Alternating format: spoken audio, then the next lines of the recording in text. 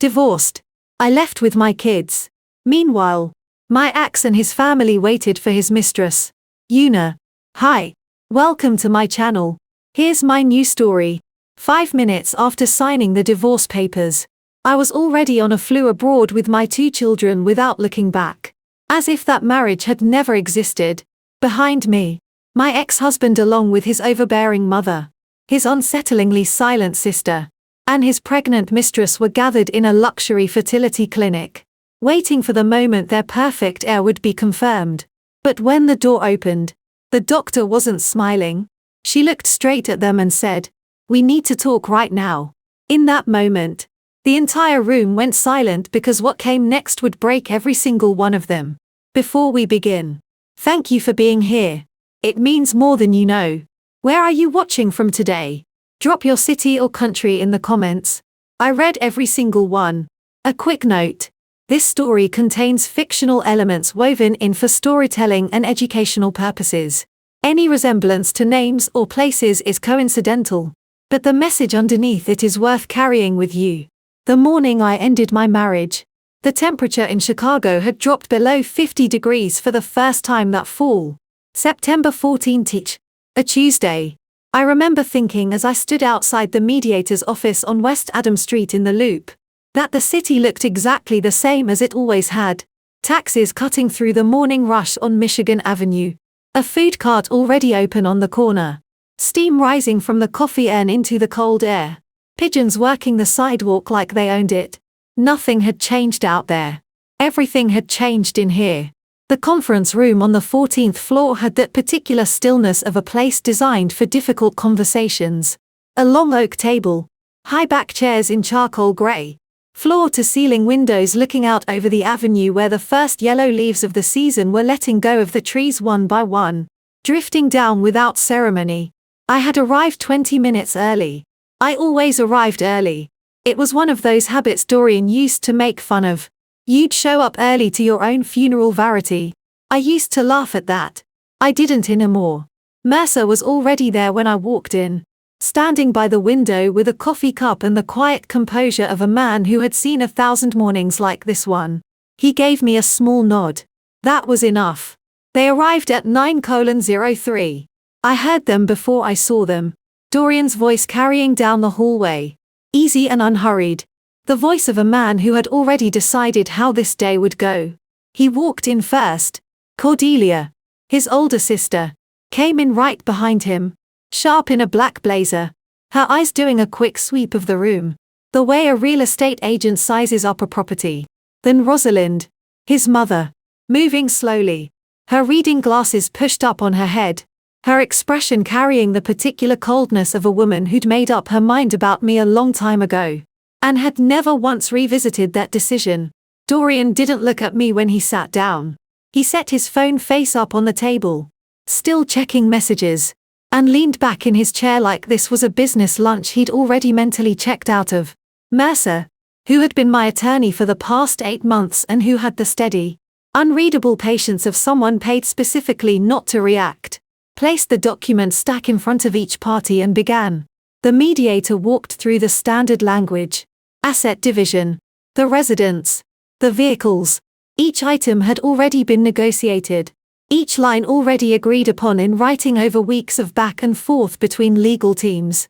There was nothing left to surprise anyone, or so Dorian believed. When it was his turn to sign, he picked up the pen without looking at the pages. Mr. Dorian Mercer's voice was calm and precise. Page 4. The parenting plan. You are signing over sole legal and physical custody of Stelling and Wren to Mrs. Verity with unrestricted relocation rights.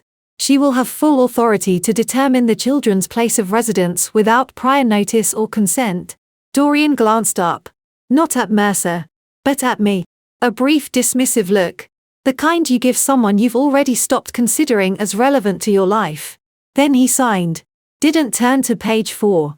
Didn't read a word. Just signed and set the pen down and went back to his phone. From across the table, I heard Cordelia exhale quietly, something between a laugh and a scoff. Guess that's taken care of, she murmured. Not quite to anyone. Rosalind still hadn't looked at me. She was examining her fingernails with the focused attention of someone who had decided the whole proceeding was beneath her. I had prepared myself for this moment. I had prepared for the anger, for the grief, for the strange vertigo of signing away 8 years. What I hadn't prepared for was the absence of all of it. When the pen touched paper and I signed my name for the last time as Dorian's wife, what I felt was not pain. It was not relief exactly. It was the particular stillness of a person who has carried something heavy for so long that the moment they set it down, they almost don't recognize the feeling of empty hands. I capped the pen. I placed it on the table. Then I opened my handbag, took out a single key on a plain ring, and set it on the oak table in front of the mediator. The house key, I said. I moved out with the children yesterday. Dorian looked at the key. Something shifted in his expression. Not quite surprise, not quite confusion, but the faint first register of a man encountering a variable he had not accounted for. It lasted about 2 seconds.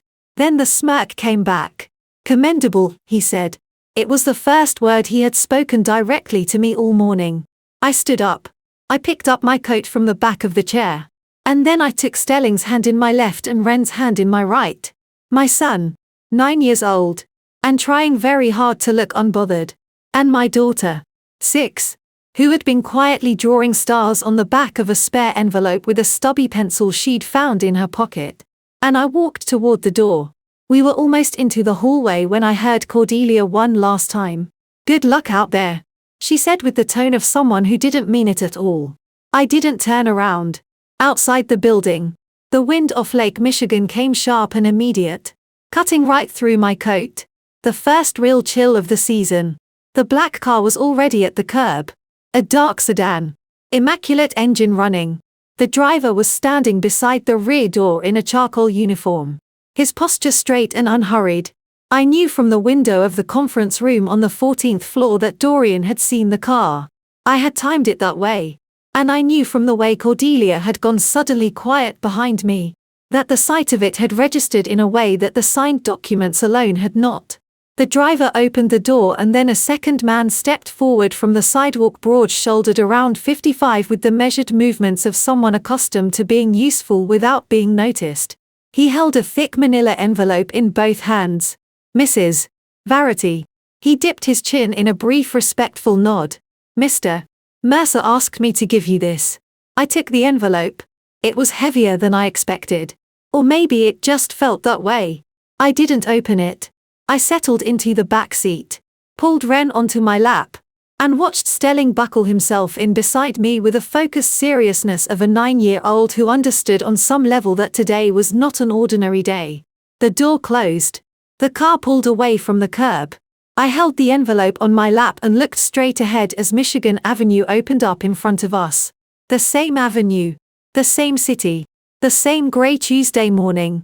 But the woman sitting in the back of that car was not the same woman who had walked into that building an hour ago. I had been carrying the weight of that envelope for 8 months. Now, at last, it was in my hands. The car turned north onto Lakeshore Drive and through the window. Lake Michigan spread out gray and wide. The same lake I had looked at from our kitchen window every single morning for 7 years. It looked different from a moving car. Bigger somehow. Less familiar. Like something that had always been part of the background of my life and was only now, as I was leaving it behind, revealing its actual size. Ren had fallen asleep before we even cleared the loop. She was leaning against my arm, her mouth slightly open, one hand still loosely gripping the stubby pencil she'd carried out of the mediator's office. Stelling sat on my other side, quiet and upright, watching the lake the way children watch things they are trying to memorize. I looked down at the envelope in my lap. It was a standard manila envelope, unsealed, the flap tucked in thick. My name was written on the front in Mercer's handwriting. Precise, economical, no flourish. I had been waiting for this envelope for 8 months. Now that it was here, I found I wasn't in a hurry. I opened it slowly. Inside was a folder. And inside the folder were 3 sections clipped together separately. The first was a set of printed GPS route logs. Dates, times, origin points, destinations. I recognized Dorian's office address as a starting point on several of them. The destinations were all the same. A building on East Illinois Street in Streeterville on the northeastern edge of downtown Chicago. A building I had never been to. A building I now knew very well. From a photograph my 9-year-old son had taken from the backseat of my car on a Sunday afternoon in January. The second section was a stack of receipts. Parking validations. Fuel charges. A restaurant bill from a place in River North that was not one of Dorian's own small things individually. Together, they built a picture with the quiet, patient logic of a mosaic. The third section was a copy of a real estate purchase agreement. The property unit 1814 at a luxury high-rise on East Illinois Street. Irville, Chicago. The buyer. A name I recognized. The purchase price $680,000. The funding source traced through 2 transfers that Mercer's investigator had spent 6 weeks untangling. A joint marital account that Dorian had moved $340,000 out of over a span of 5 months, a little at a time. The way you bleed something slowly so no one notices until it's already gone. I closed the folder. I put it back in the envelope and held the envelope flat on my lap with both hands. 40 minutes to a hair, Mrs. Verity. Briggs's voice came from the front seat. Steady and unhurried. His eyes met mine briefly in the rear view mirror, then returned to the road. I had learned who Briggs was 3 months into working with Mercer. His full name was Gerald Briggs. 55 years old. 22 years in private driving. The last 5 of them working exclusively for Dorian. He had been let go 6 months ago without notice. Without explanation. Without so much as a reference letter after half a decade of 6-day weeks and 4:00 a.m. airport runs. Mercer had found him through the kind of methodical searching that good attorneys do when they're building a case quietly without announcing themselves. Briggs had kept records. Route logs. Fuel receipts. Mileage reports. The kind of documentation a careful professional maintains as a matter of habit. He had handed them over to Mercer without hesitation. "Thank you, Briggs," I said. He nodded once and said nothing else. That was the thing about Gerald Briggs. He didn't need to say much. He already had. Stelling turned from the window. "Mom," he said, "are we going to come back?" His voice was careful. He was 9 and he had his father's directness without his father's cruelty, which was one of those small mercies I had learned to count. I put my hand on his shoulder. I didn't answer right away. I looked down at the envelope and I thought about Aldis. Professor Aldous Whitmore had been my father's closest friend for 40 years. They had met as graduate students at the University of Chicago back when the campus coffee was terrible and the arguments about economic theory apparently never ended. My father had called him the most honest man I know, which was saying something because my father had set a high bar for honesty. Aldis taught economics at Boston University. Now he had a house in Cambridge with a backyard garden he tended himself and an opinion about everything offered plainly and without apology. He had flown in for my father's funeral 3 years ago. I remembered watching him move through the reception line at the church. Methodical. Unhurried. Shaking hands with relatives and colleagues and neighbors, saying the right things in the quiet, sincere way that he had. And then Dorian had extended his hand. And Aldis had looked at it for a moment. Just a moment. And turned away. Not rudely. Not dramatically. Simply as though the hand was not there. I hadn't understood it at the time. I hadn't asked. There were too many other things to manage that day. And afterward, the moment had gotten buried under the weight of grief and the logistics of everything that follows a death. I understood it now. After my father passed, Aldis had reached out a letter handwritten about the estate. My father had left a sum in his will held in a trust that Aldis managed. It wasn't a fortune. It was enough. Dorian had been the one to suggest at the time that I leave it alone. Let Aldis handle it. It'll grow. Don't complicate things. I had agreed because I was grieving and because I trusted my husband and because I was not at that point in my life paying close enough attention to the things that deserved my attention. 8 months ago, I had called Aldis. It was the first conversation we'd had in over 2 years. I told him what I had found, what I suspected, what I needed. He had listened without interrupting. And then he had said without any particular emotion, "Use the trust. That money is yours, Verity." Your father left it for you. Let's make sure it does what it was meant to do.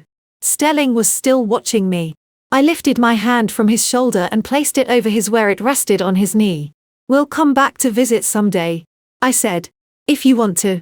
He thought about that for a moment. The way he thought about most things seriously without rushing. Then he nodded and turned back to the window. The lake was still out there. Grey and enormous. Keeping its own pace entirely. The answer to his question had started 8 months ago on a Sunday afternoon in January when my son ran into the kitchen holding his tablet like it was on fire. January. 8 months before I signed those papers.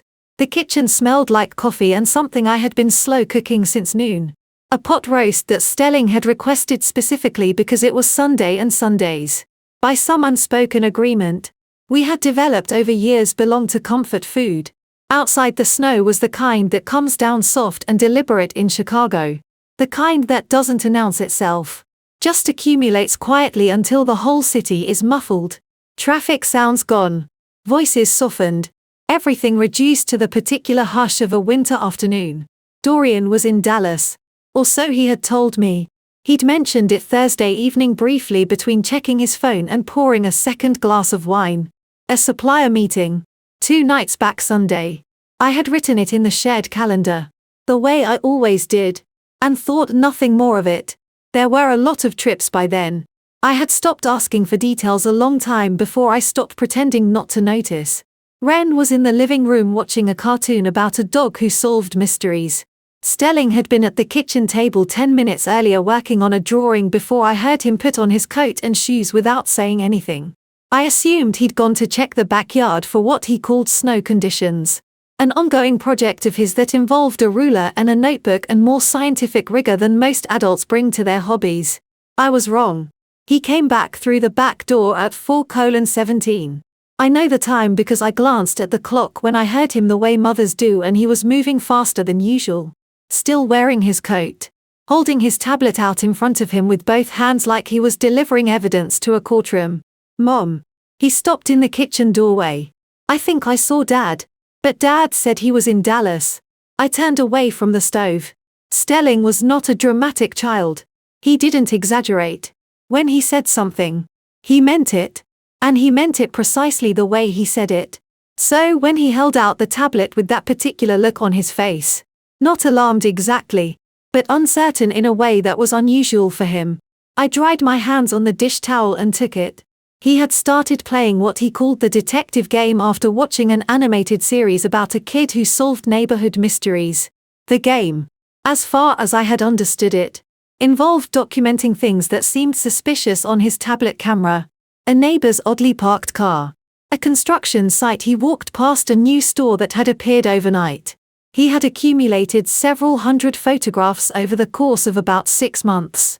I found it endearing. I had no idea it would matter. The photograph was taken from the backseat of my car. I remembered the afternoon. The previous Sunday. I had driven the kids to North Pier Park near the lake shore.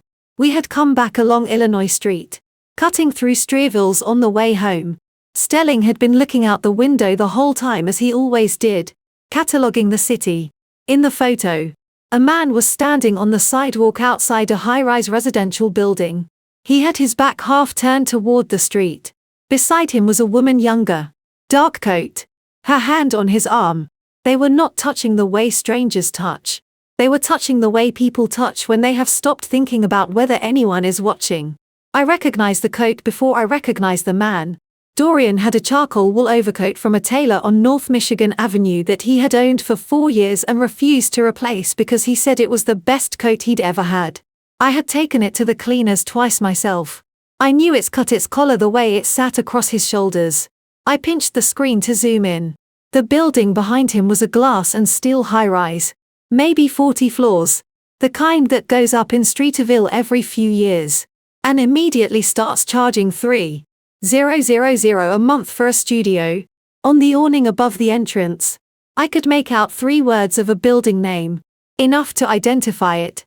The street sign at the corner of the frame was partially visible Illinois and across street I recognized.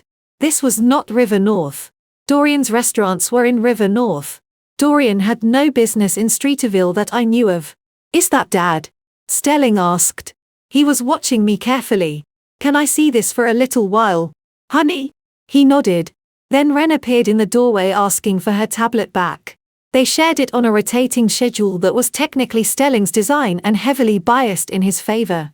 And I handed her a box of crayons from the counter and gently redirected her toward the living room with the kind of parental efficiency born entirely of necessity. When she was gone, I stood at the kitchen counter and opened Google Maps on my phone. I typed in the building name from the awning. A listing came up immediately. A luxury residential high-rise on East Illinois Street, Irville, Chicago. 18 floors of condominiums. Doorman. Rooftop terrace. Asking prices starting at $450,000. I stood there for a moment looking at the listing. Then I sat down on the kitchen stool because my legs had made that decision before I did. The snow was still coming down outside the window. The pot roast was still going on the stove. In the living room, Ren's cartoon dog was solving another mystery, its cheerful theme song floating down the hall. I sat at that counter for a long time. And then I picked up my phone and dialed a number I had saved, but never used the number that Aldis had pressed into my hand at my father's funeral 3 years ago. Right after he had walked past my husband without shaking his hand and said quietly to me, "If you ever need anything, Verity, anything at all, you call this number first." The next morning, I drove to a building on West Monroe Street that I'd never been to before. The sign beside the elevator directory read Mercer and Associates Family Law Suite 1140. I had looked them up at 2 o'clock in the morning, sitting at the kitchen counter after Dorian had come home from his supposed Dallas trip, kissed me on the cheek with the practiced ease of a man who had been lying for long enough that it no longer required any effort and gone upstairs to bed. I had sat there in the dark for another hour before I picked up my phone. Eldest had mentioned Mercer's name once years ago. A passing reference at a dinner. Something about a colleague at the University of Chicago who had recommended him for a case involving a mutual friend. I hadn't thought about it since. Funny. The things that stay stored in the back of your mind waiting. The office was on the 11th floor with a view of the Chicago River and the kind of deliberate uncluttered decor that communicates competence without trying to impress. Mercer met me at the door himself. No assistant. No waiting room. Small talk. He was in his late 40s with a particular stillness of a man who had learned a long time ago that most situations resolve themselves faster when you stop filling the silence. I sat across from him and put Stelling's tablet on the table between us. He looked at the photographs without touching them for a long moment. Then he asked me to walk him through what I knew. Not what I suspected. Not what I felt. But what I actually knew and could document. I told him about the building on East Illinois Street. About Dorian's schedule. About the $340,000 I had noticed over the past several months. Quietly disappearing from a joint account I had largely stopped monitoring because Dorian had told me 2 years ago that he'd set up automatic transfers to a business investment account. And I didn't need to worry about it. I had believed him. That was the part one had to sit with. Mercer listened without interrupting. When I finished, he was quiet for a moment. Then said, "Here's what we need. A private investigator to confirm occupancy and establish a documented pattern. Cook County property records to trace the purchase. Those are public filings. We can pull them directly. And bank records, which your attorney is entitled to request through discovery once we file." He paused. "The bank transfers are the key. If we can show a pattern of moving marital funds to purchase an asset for a third party, that's dissipation of marital assets under Illinois law. It gives us grounds for an emergency temporary restraining order. A TR. That can freeze his accounts without advanced notice." I asked him what that meant exactly. "It means," he said, "that we go to a Cook County Circuit Court judge with the evidence demonstrate that assets are being dissipated in real time and request an emergency order that takes effect before he has a chance to move anything else. Because we file ex parte, meaning without notifying him first. He won't know it's coming until it's already done."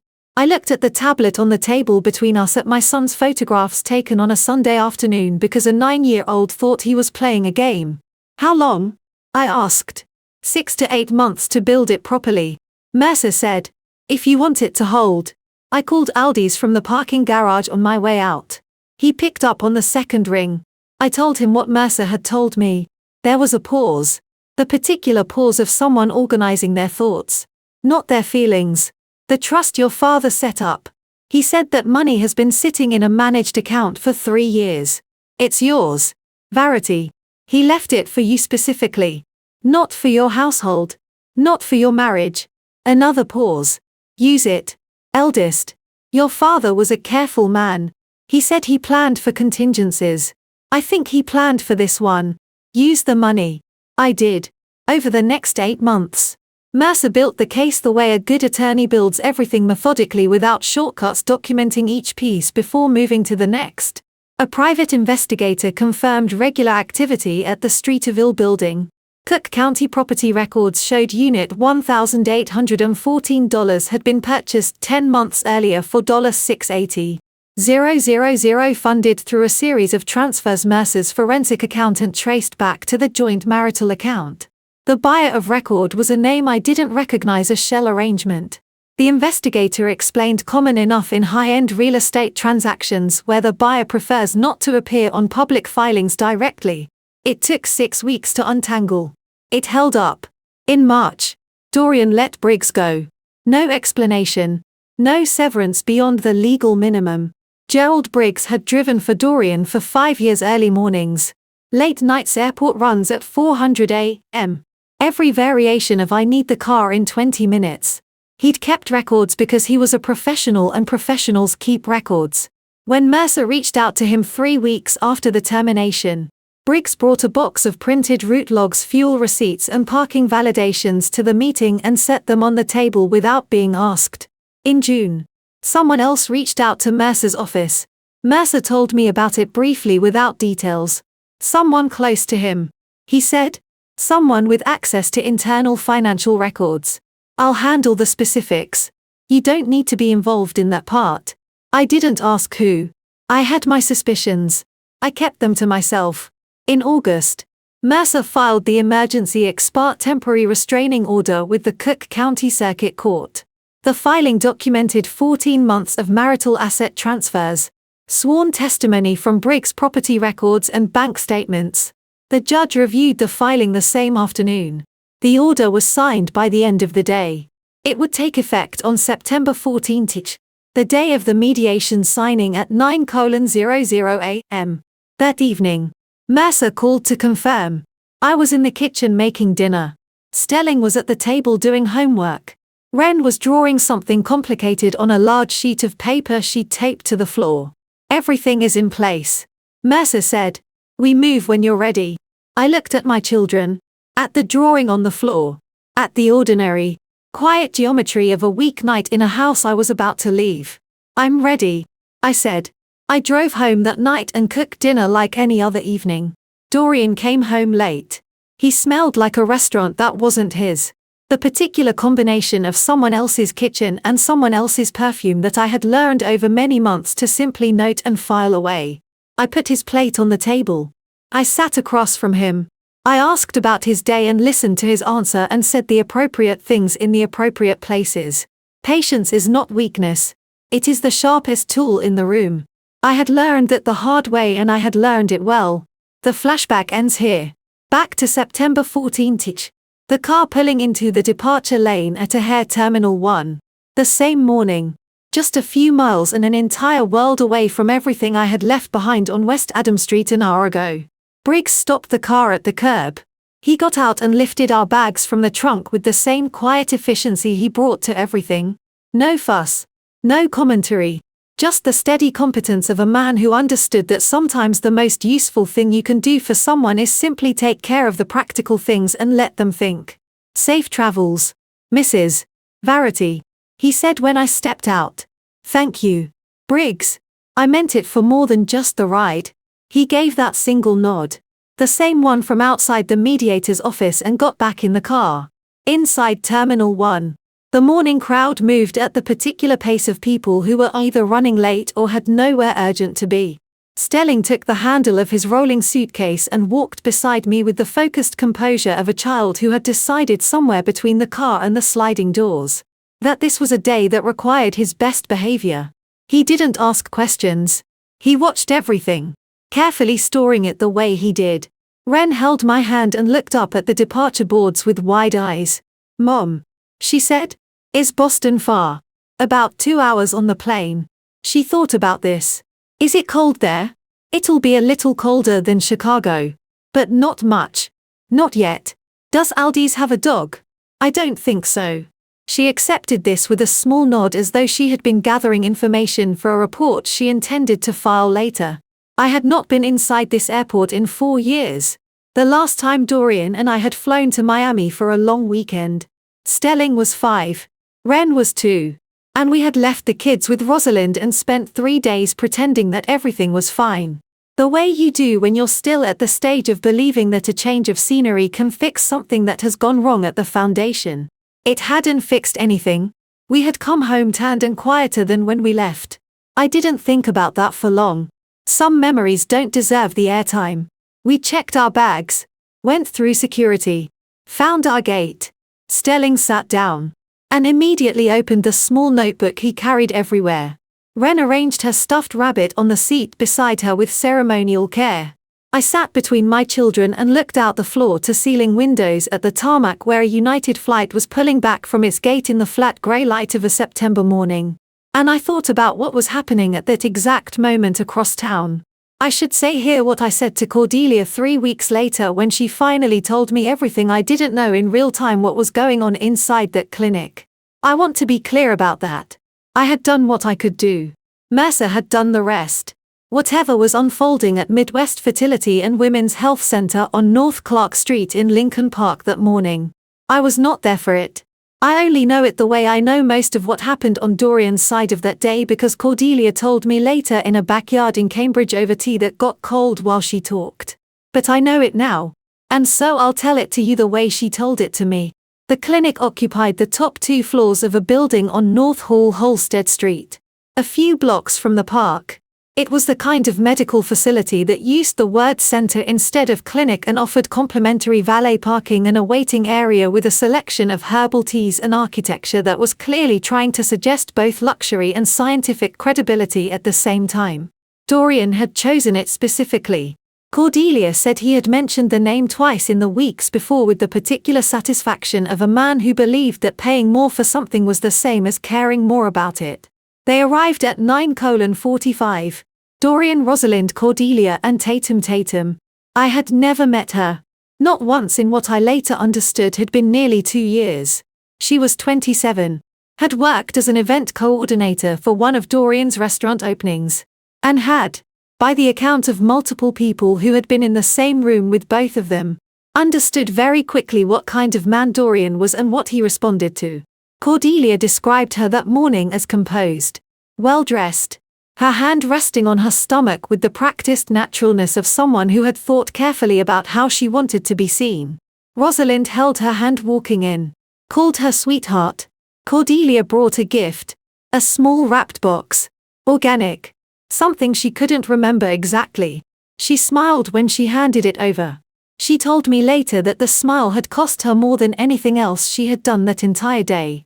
Dorian stood in the middle of the VIP waiting area with his phone in his hand, looking like a man who had just won something. Cordelia watched all of it and said nothing.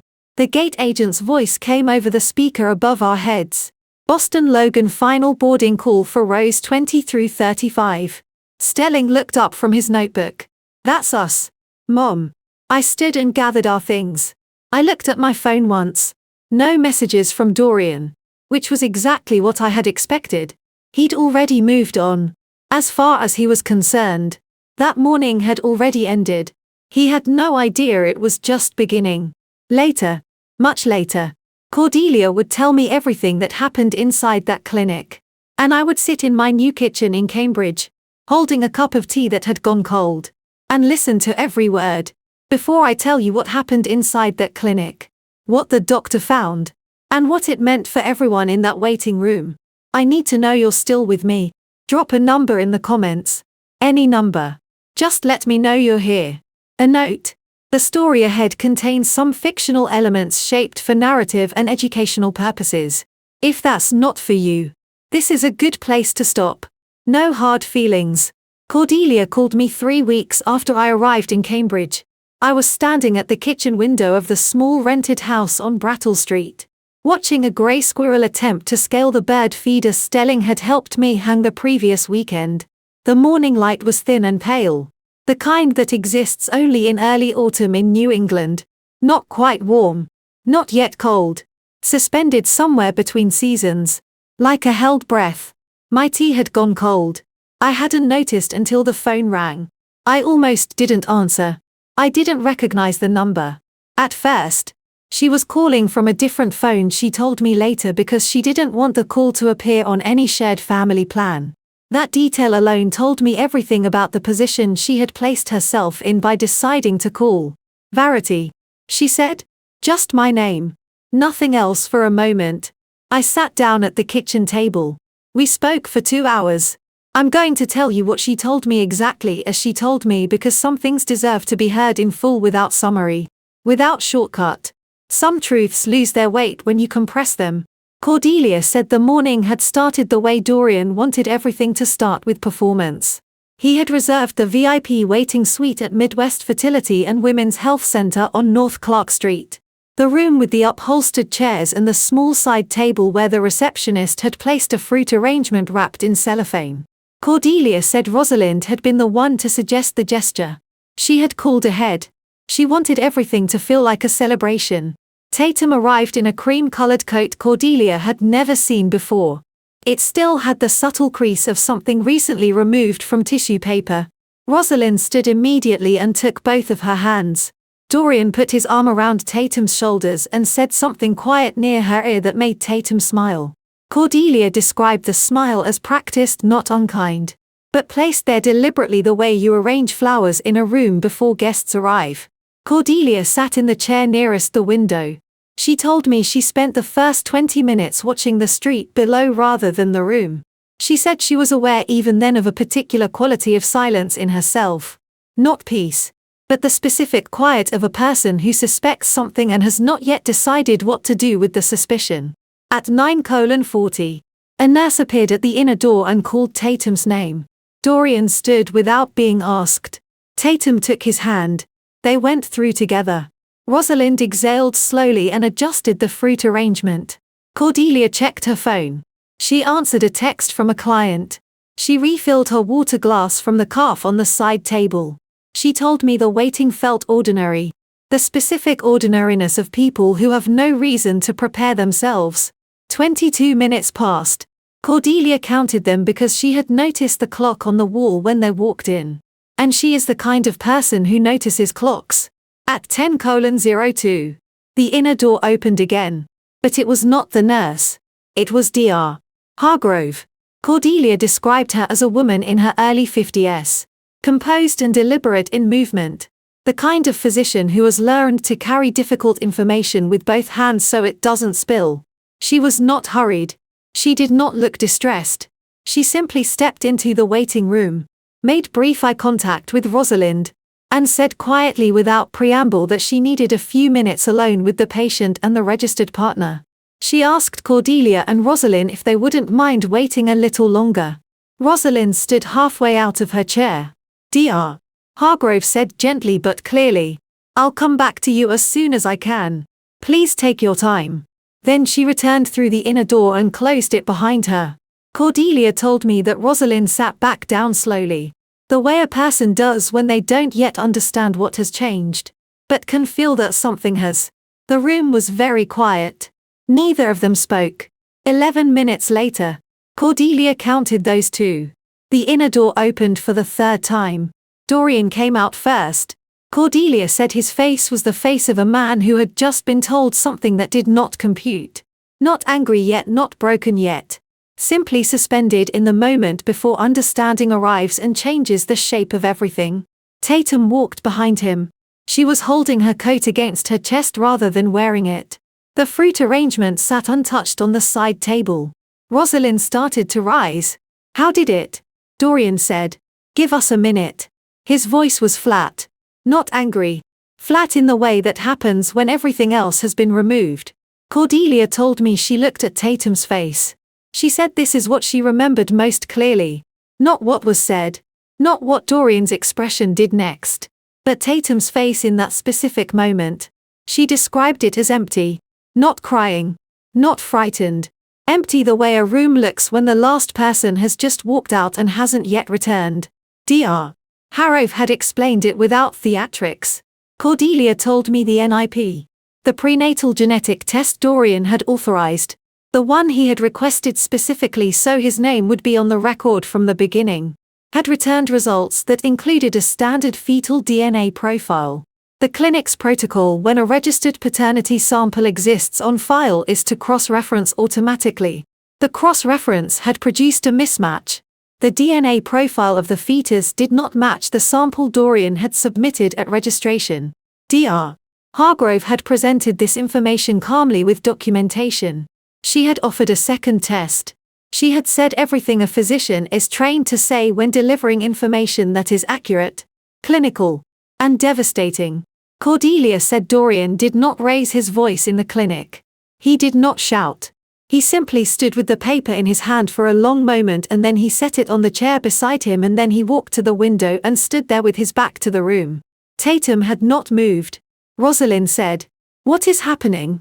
And Cordelia said she didn't answer because she didn't have an answer that would help. That was when Tatum began to cry. Not the way you cry when you are frightened. Not the way you cry when you are caught. Cordelia said it was the kind of crying that comes from somewhere further back. Older than this room. Older than this morning. The kind that suggests the person has been holding something much heavier than anyone knew for much longer than anyone realized. Cordelia leaned forward and touched her arm. And Tatum looked at her. Not at Dorian. Not at Rosalind. And said in a voice so low Cordelia almost didn't hear it. "This isn't the first time." Cordelia stopped. I stopped too there in my kitchen on Brattle Street holding a cup of cold tea. What did she mean? I asked. Cordelia was quiet for a moment. She meant, Cordelia said slowly, that there had been another pregnancy before this one and that Dorian didn't know. Cordelia paused on the phone when she got to this part. I heard the soft sound of liquid being poured. Something heavier than water from the way it settled. A glass set down on a counter. "You need to hear this," she said. "All of it." I pulled my chair closer to the table. Outside, the squirrel had given up on the bird feeder and disappeared into the hedge. The kitchen was very still. "All right," I said. "I'm listening." She told me the hallway outside the consultation suite was the kind of hallway that wasn't designed for scenes. It was a narrow corridor. Pale walls recessed, lighting the faint antiseptic smell that lingers in every medical building. Regardless of how carefully they've decorated the waiting rooms. A framed print of Lake Michigan hung near the exit door. Abstract blue-green. The kind of art chosen specifically to be unremeable. Cordelia and Rosalind had followed a few steps behind when Dorian and Tatum came out of the consultation room. They hadn't been asked to follow. They had simply moved. The way people do when something shifts in a room and the body understands it before the mind catches up. Dorian stopped in the middle of the hallway. He didn't turn around to check if they were there. He seemed to have forgotten briefly that anyone else existed. He looked at Tatum and Cordelia told me his voice when it came was quieter than she had expected. "Whose is it?" 3 words. No preamble. No softening. Tatum looked up at him. Cordelia said she could see the calculation happening behind her eyes. The rapid, almost mechanical process of a person deciding in real time which version of the truth to offer. But she had just come out of a room where the clinical truth had already been delivered without her permission. Printed on paper. Cross-referenced against a sample with her name on the intake form. There was no version left that held together. "I don't know," Tatum said. Dorian was quiet for a moment. "You don't know." "I told you I don't." "That's not what I asked you." His voice dropped further. Cordelia said that was what made the hair on the back of her neck stand up. Not volume. Not anger. But the complete removal of warmth from a voice she had heard laughing at dinner tables for 2 years. "I asked you whose it is." It came out in pieces. Not a confession, Cordelia was clear about that. Not something prepared or rehearsed. It came the way things come when a person is standing in a hallway under fluorescent lights with nowhere left to go and someone they trusted is looking at them like they no longer recognize their face. Tatum said it had happened before they were serious, before things between her and Dorian had become what they became. There had been a pregnancy earlier briefer. A situation she had handled on her own and not told him about. Handled, Dorian repeated. She hadn't told him because she said she hadn't been certain about him. About the timeline. About what she wanted. Cordelia told me Tatum used the word complicated. And that word landed in the hallway with a specific kind of weight. The weight of a word used to replace several other words that are harder to say out loud. Dorian turned and looked directly at Cordelia. Cordelia had taken one step back. Rosalind to her left had gone very still. The particular stillness of someone whose body has received information that the mind is not yet processing. Her color, Cordelia said, had drained completely. Not shock exactly. More like the recognition of something she had almost allowed herself to suspect and had talked herself out of. Did you know about this? Dorian asked. Cordelia told me. She held his gaze. She didn't look away. Didn't look down. Didn't offer anything that could be read as either confirmation or apology. No. She said. I didn't know about this. He stared at her for a moment longer. But she added. And she told me she chose the word deliberately. The way you place a stone in the middle of a path. I know about other things. Cordelia said. His expression shifted in a way she found difficult to describe. Not guilt. Not fear. Something closer to the look of a man who has just realized for the first time that the room he thought he controlled has more doors than he knew. He didn't ask her what she meant. She didn't offer. That was the agreement she told me, unspoken, made in a hallway in 3 seconds. Sealed by the decision of both of them not to say the next sentence. Rosalind found her voice eventually. She said Tatum's name once quietly. And Tatum looked at her the way a person looks at someone they have failed. Not with defiance. But with a kind of exhausted grief that had no performance left in it. I thought it would be different. Tatum said. With him. Rosalind didn't respond. Cordelia told me she stood there in that hallway and felt something she hadn't expected. Not satisfaction. Not vindication. She said it felt like watching a structure that had been built on the wrong foundation finally admit in the language of small sounds and silent faces that it could not hold. She said she looked at Dorian one more time. He was no longer looking at Tatum. He was staring at the floor near the exit door. And his jaw was set in the particular way it sets when he has decided something. She had seen it at contract negotiations. At family arguments. At the closing of deals. She was never fully briefed on. She knew what it meant. It meant the conversation was over. It meant something else had already begun. And then his phone rang. Cordelia told me she was standing close enough to see the screen from where she was not close enough to have leaned in, just close enough to catch it in her peripheral vision when it lit up. The name on the display read Thornton. First Midwest Bank. Dorian looked at the screen for exactly 2 seconds. She counted. She said the way she had counted the minutes in the waiting room. And then he silenced it. But Cordelia saw his hand tighten around the phone before he slid it into his jacket pocket. He didn't answer it. She told me. But I could see from his face that he knew he was going to have to. Cordelia said Dorian walked away to take the call. She watched him go down the length of the hallway.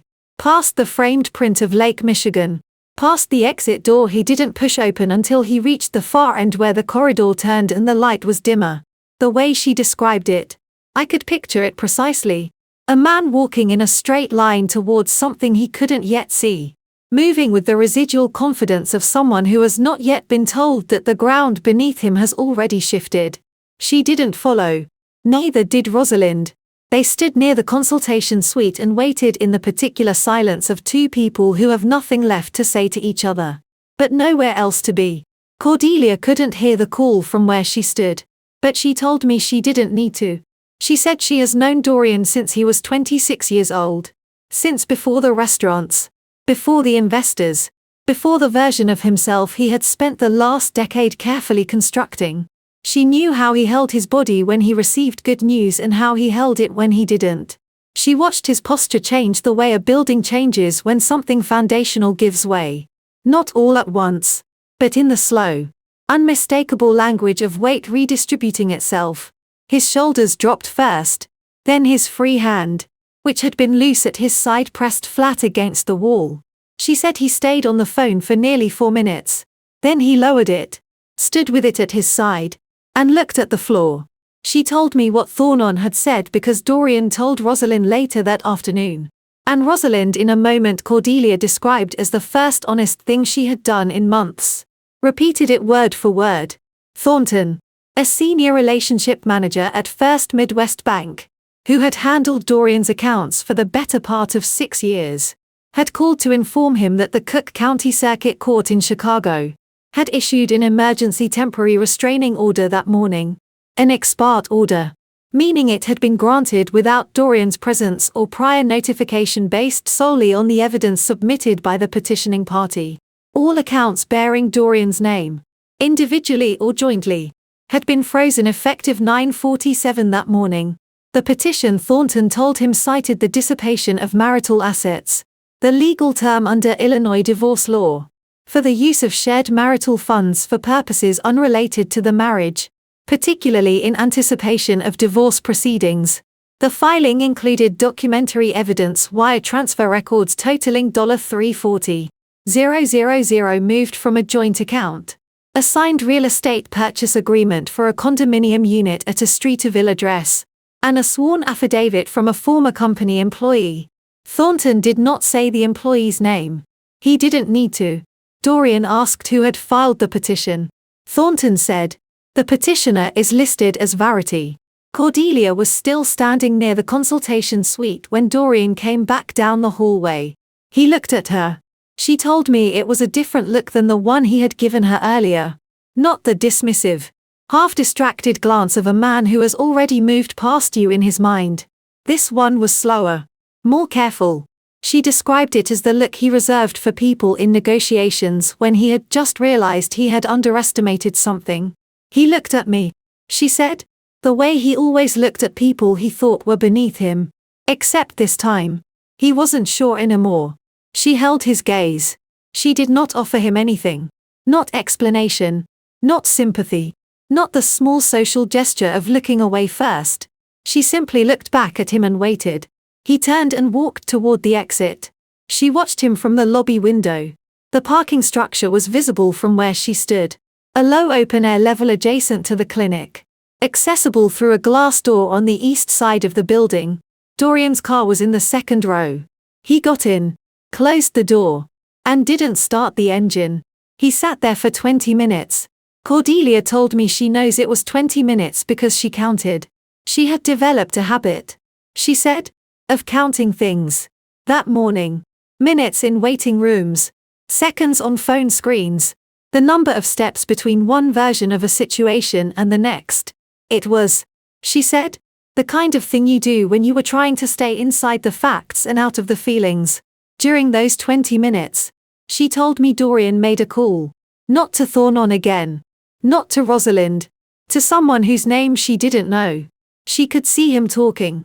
Could see the particular posture of a person having a conversation. They had not wanted to have the slight forward lean, the hand moving once across the back of his neck. She found out later through Rosalind that it had been his own attorney, a man named Calloway, whom he had retained for business matters and had now, in the span of a single morning, found himself needing for something else entirely. What Calloway told him, Rosalind repeated later with the resigned accuracy of a woman who had stopped trying to protect anyone from the truth. Mercer had filed the TTRO petition at 8:15 that morning, more than an hour before the scheduled mediation, more than 90 minutes before Dorian had sat down at a long wooden table on Michigan Avenue, and signed a document without reading page 4. The affidavit from the former employee, Gerald Briggs, who had served as Dorian's personal driver for 5 years before being let go without cause or explanation. 6 months prior included GPS route logs, fuel expense records, and time-stamped parking receipts documenting 41 separate trips that did not correspond to any business itinerary on file. The Streeterville condominium purchased $4,680 000 using funds transferred from the joint marital account in 6 separate transactions between February and July was now subject to a court-ordered encumbrance pending the outcome of the dissolution proceedings. Dorian asked Calloway how long this had been in preparation. Calloway, who was a careful man and chose his words accordingly, said he couldn't know for certain, but the documentation was thorough. The affidavit was detailed. The financial trail was unambiguous. Long enough, Calloway said. Long enough to be very difficult to challenge. Cordelia said she watched him sit in that car and understood in the wordless way. You understand things you have suspected for a long time. That this was the moment Dorian realized the past 8 months had not been a marriage quietly ending. There had been a case being built. She was still standing at the lobby window when his phone lit up again. She could see it from where she was. The screen brightening through the windshield glass casting a faint glow across the interior of the car. She couldn't read the name from that distance. But Dorian looked at it for a long moment before he answered. And she could tell from the way his posture changed when he brought the phone to his ear that this call was different from the last one. When she told me about it later, I asked her whose name she thought she had seen. Peyton. She said his CFO. And from the look on his face, whatever Peyton had to say, it was worse. The part about the company. Cordelia wasn't there for it directly, but Peyton told her about it afterward because Peyton had worked alongside both of them for 6 years. And I think the way Cordelia said it quietly near the end of the call, he felt that someone needed to know the full picture. Not a version of it. Not the version Dorian would eventually tell. Shaped and edited the way he shaped and edited everything that reflected poorly on him. The whole thing unabridged. So Cordelia told me. And I'm telling you. Dorian arrived back at the River North office at noon. The space was open plan on the upper 2 floors. Glass walls, exposed brick. The kind of design that had been considered modern 6 years ago. And now simply read as expensive.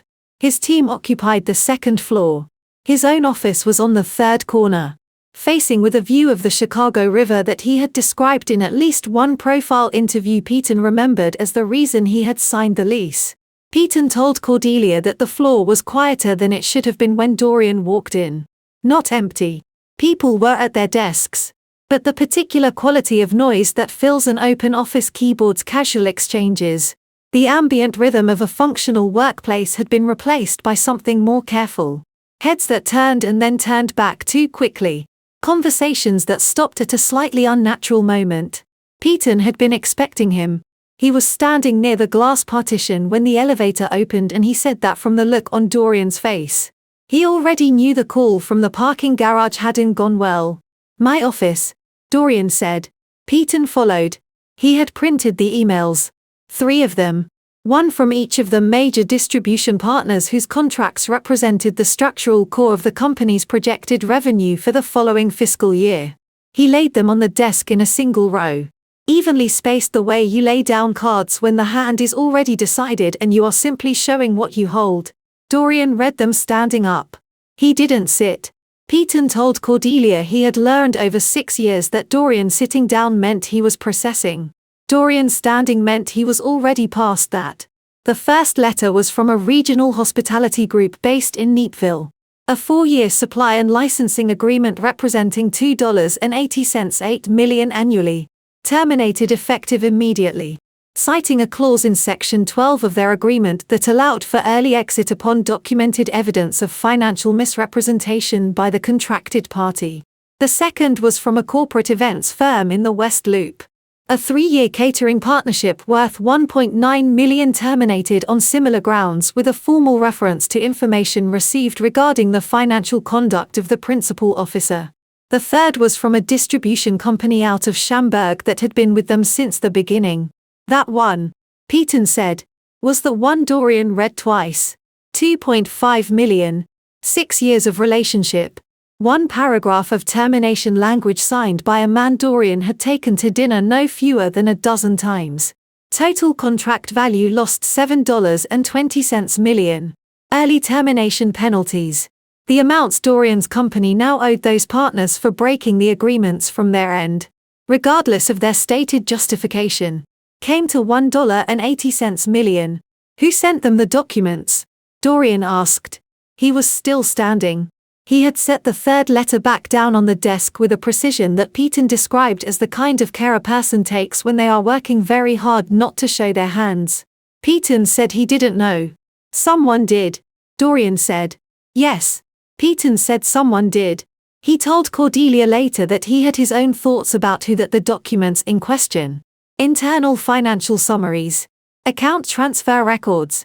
A breakdown of certain discretionary expenditures that had been run through the company's operating budget rather than through personal accounts were not the kind of materials that existed in many places. They required access. They required understanding. They required someone who had spent enough time close to the center of the operation to know exactly which records would matter to a business partner conducting due diligence. But he didn't say this to Dorian. He said he didn't know. And he let the silence after that statement carry whatever weight it needed to carry. Peyton opened his laptop and turned it to face Dorian. The spreadsheet was already prepared.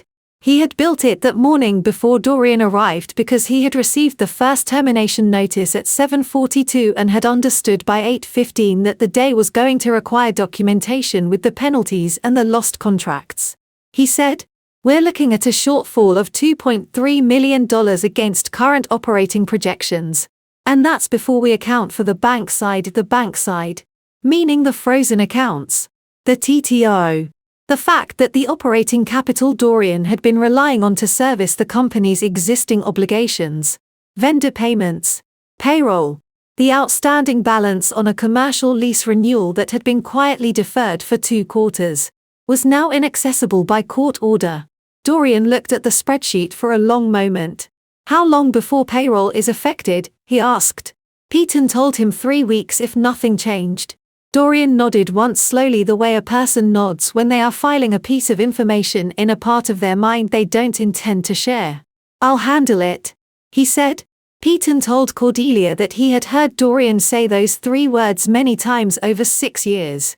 He had learned to read the difference between the version that meant the problem was manageable and the version that meant Dorian had not yet accepted that it wasn't. This, he said, was the second version. He was still in the office when the desk phone rang. Not the cell phone he had been carrying all morning. The desk line. The one that rang through the main reception. Peyton said he almost didn't notice it at first. But then the assistant's voice came through the intercom. Clipped and careful. "Mr. Dorian. There's a call holding from the Chicago Department of Public Health. They say it's regarding your North Side location. They said it's urgent." Peyton watched Dorian's face. For the first time since walking into the office that afternoon, something shifted behind his eyes.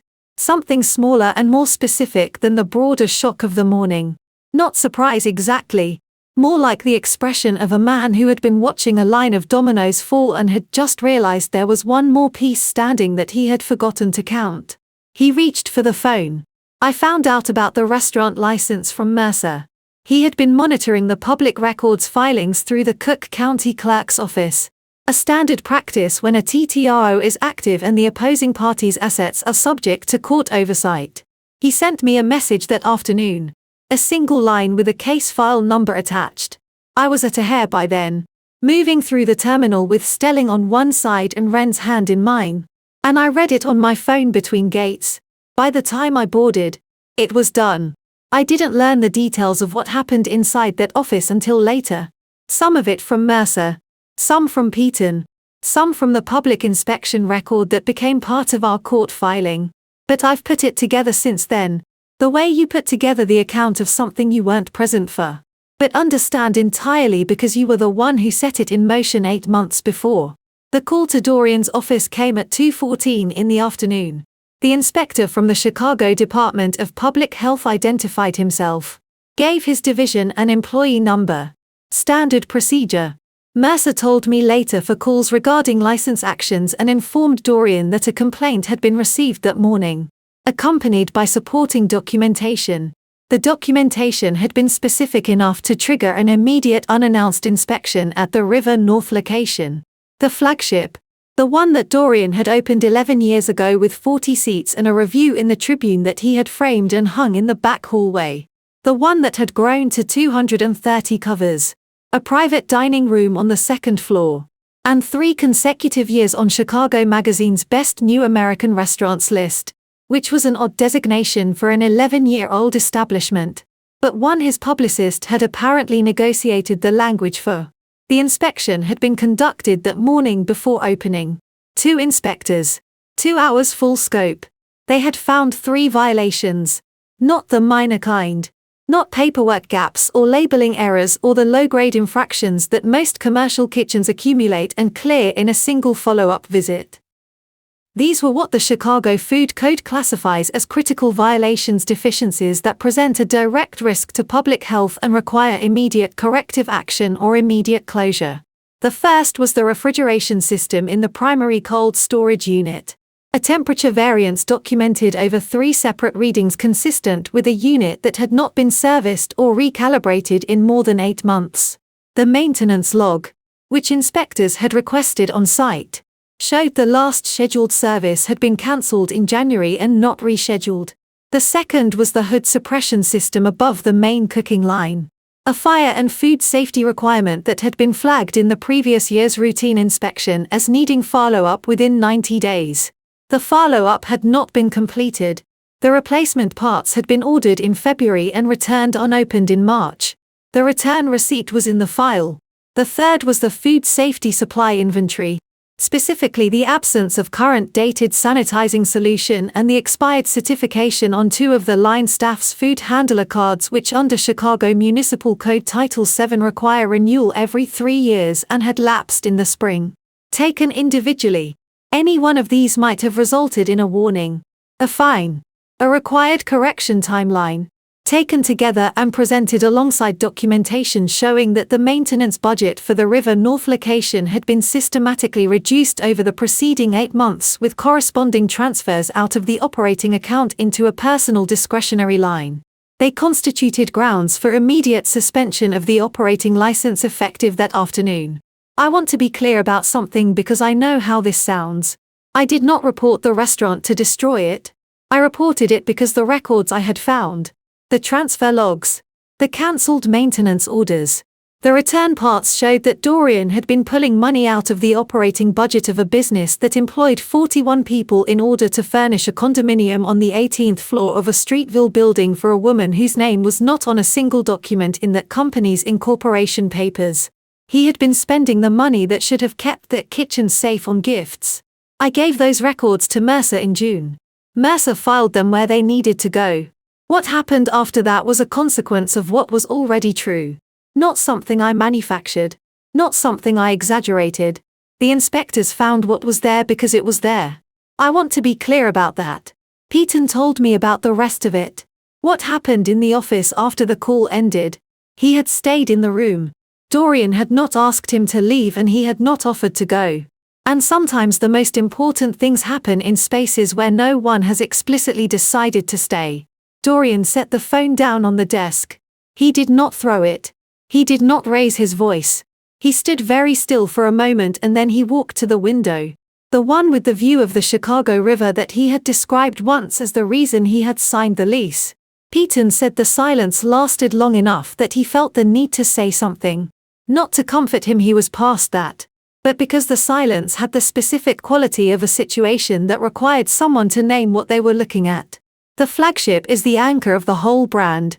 Peyton said the supplier contracts, the licensing agreements, the event bookings, they are all cross-referenced to that location. Without that operating license, Dorian raised one hand. Not sharply, just enough to stop the sentence. Peyton stopped. Outside the window, Michigan Avenue was moving the way it always moved. Cabs, pedestrians, the slow crawl of a delivery truck navigating the afternoon. The world had absolutely no idea what had happened in this room in the last 4 hours. That, Peyton said, was the thing that seemed to strike Dorian most.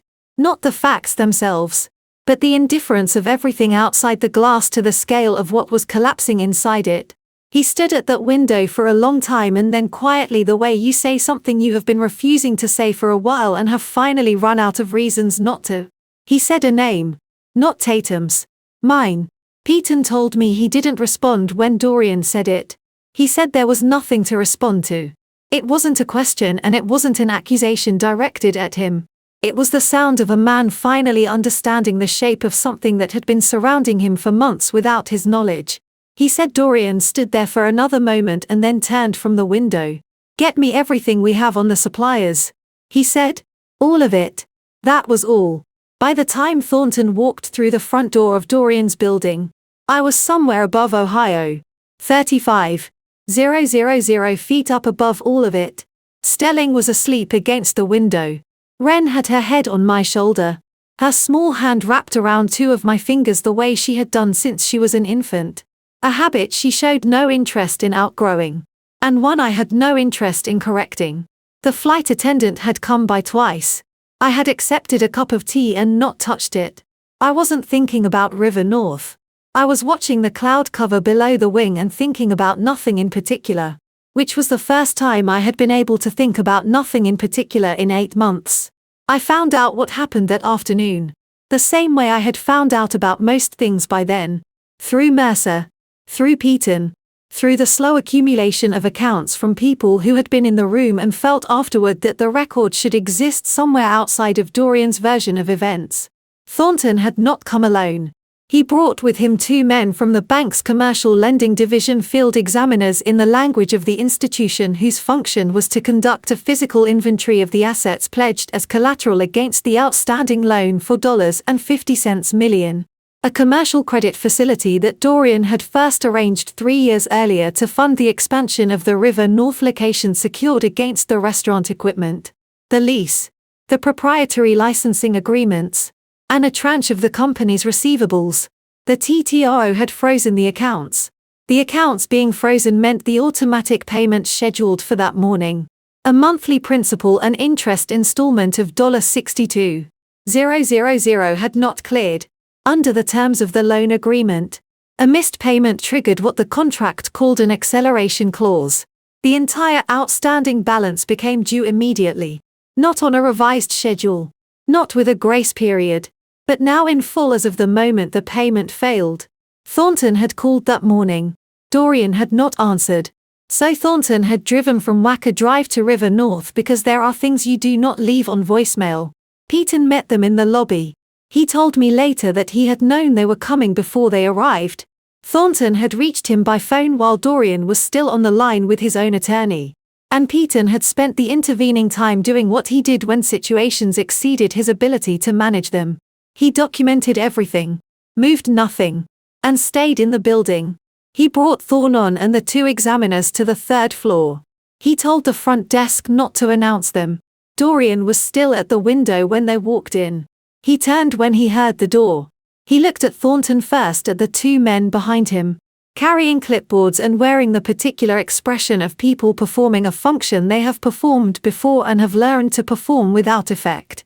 And something in his face went through a sequence of changes that Peyton described as happening very quickly and very completely. "I need you to leave," Dorian said. Thornton's voice was even. "I'm sorry, Mr. Dorian. This isn't a request," he said. "A document on the desk. A single page. The bank's standard notice of default and collateral inspection authorization signed by the lending division's compliance officer and referencing the loan agreement by date and number. Under the acceleration clause, the bank had the contractual right to conduct an immediate inventory of pledged assets upon payment default. It was not a search. It was not a seizure. It was an inspection they had already agreed to permit when Dorian had signed the loan documents 3 years ago on a Tuesday afternoon in a conference room on Wacker Drive, when the money had seemed like the beginning of something rather than the instrument of its end. The 2 examiners moved through the office with quiet efficiency. They were not there for the files. They were not there for the furniture. They were there for the specific items listed in the collateral schedule attached to the loan agreement. The commercial kitchen equipment at the River North location, which was as of 2 hours ago operating under a suspended license, the proprietary recipe and brand licensing portfolio, and the accounts receivable ledger that Peyton had spent 6 years building into something that used to look like an asset. Peyton watched the staff watch the examiners. He said the office had that quality again. The careful silence of people who understand that something is happening that they are not supposed to comment on and who are trying very hard to appear focused on their screens. One of the junior account managers, A woman who had been with the company for 18 months. Caught Petton's eye from across the room. He shook his head slightly. She looked back at her monitor. Dorian stood in the middle of the floor. Not at his desk. Not at the window. In the middle of the open space. Which Petton told me he had never seen him do before. Dorian was a man who positioned himself deliberately. Who understood the geometry of rooms and always occupied the point of greatest authority within them. Standing in the middle of an open floor. Equidistant from everything. Was not something he did. It was something that happened to him. Petton set the paper in front of him. He had prepared it carefully. A single sheet organized in the way Dorian had always preferred his financial summaries. Clean columns. No color. No commentary. Just the numbers and what they represented. Contract terminations. 7.22 million in lost revenue. Early termination penalties 1.8 million owed to departing partners. Operating license suspended. Pending compliance resolution. No revenue from flagship. Bank loan acceleration 4.5 million due in full. Legal fees estimated ongoing. Projected cash shortfall against current operating capacity 2.3 million minimum. Total exposure in a single business day figures that had taken Dorian 11 years to build toward and less than 7 hours to lose the ability to service. Dorian looked at the page. He didn't speak. He didn't move the paper. He stood very still. And Petton, who had worked beside this man through failed expansions, through a kitchen fire that had shut down the West Loop location for 3 months, through a vendor dispute that had gone to arbitration and cost them more than either side had expected, said he had never seen Dorian's hands look the way they looked in that moment. Not shaking. Something quieter than that. A stillness that required effort. The kind that happens when the body understands something the mind is still refusing to say out loud. The field examiners finished their inventory at 4:47. Thornton collected his copy of the default notice. Gave Dorian a card with a direct line for the bank's workout department. The division that handles loans in distress. A courtesy he extended because 6 years of relationship still counted for something even at the end of one, and left without further comment. The door closed. The office was quiet. Petton was still there. He hadn't been asked to stay. He had simply stayed because someone needed to, and because he had spent 6 years in this building and did not think the record should consist only of Dorian's account of what happened next. And then the door opened again. Not Thornton. Not the examiners. Not the assistant from the front desk. Cordelia. She stepped inside, closed the door behind her, and turned the lock. A small, deliberate sound in a very quiet room. She looked at Dorian for a moment. Then she looked at Petton. "Give us the room," she said. It wasn't unkind. It was simply final. Petton left. And as the door closed behind him, he heard 4 words. Cordelia's voice low and even, carrying in the silence the way only certainty carries. "We need to talk."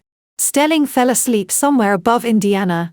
Wren had her face pressed to the oval window, watching the clouds. The way she watched everything with a focused, unhurried attention that I had always found remarkable in a 6-year-old. The ability to be completely present inside a single thing. The clouds were thick and white below us, layered like something solid, and she had been narrating them quietly to herself for the past 20 minutes in a voice just barely above a whisper. I sat between my 2 children and thought about the word over. How many things were over? How many things had only just begun? Mom, Wren said without turning from the window. "What does Cambridge look like?" I had been asked this question in various forms for the past 3 weeks since I had sat them both down at the kitchen table in Lincoln Park and told them that we were going somewhere new. That it would be good that they would have a yard and a school and a room each, and that I would explain everything when they were older and ready. And that for now the most important thing to know was that wherever we were going together. Stelling had asked 3 practical questions. How far was it? Did they have good pizza? Would he be able to keep his same library card? Wren had asked 1. Will there be a garden? I had promised her a garden. It looks like home. I told her now. It has old trees and brick houses and a yard with a wooden fence. And there's a school 2 blocks away that has a garden that the students take care of themselves. She turned from the window. Real vegetables. Real vegetables. She seemed to find this satisfactory. She turned back to the clouds. Stelling stirred beside me about 20 minutes later. That gradual resurfacing from sleep that children do. The slow blink. The small adjustment of the head. He looked out the window past Ren for a moment, orienting himself. And then he looked at me. Are we almost there? About an hour, I said. He nodded, processing. Then is Aldi's going to be at the house? Not today. He said he'd come by the weekend after we arrive. Give us time to settle. Stelling considered this. He was 9 and very serious about the things he chose to be serious about. Which was most things. And which I had always privately believed was a quality he had inherited from my father rather than from anyone he had grown up watching. I like him, Stelling said. Not as a question. As a statement of fact that he wanted on the record. I know you do. I said.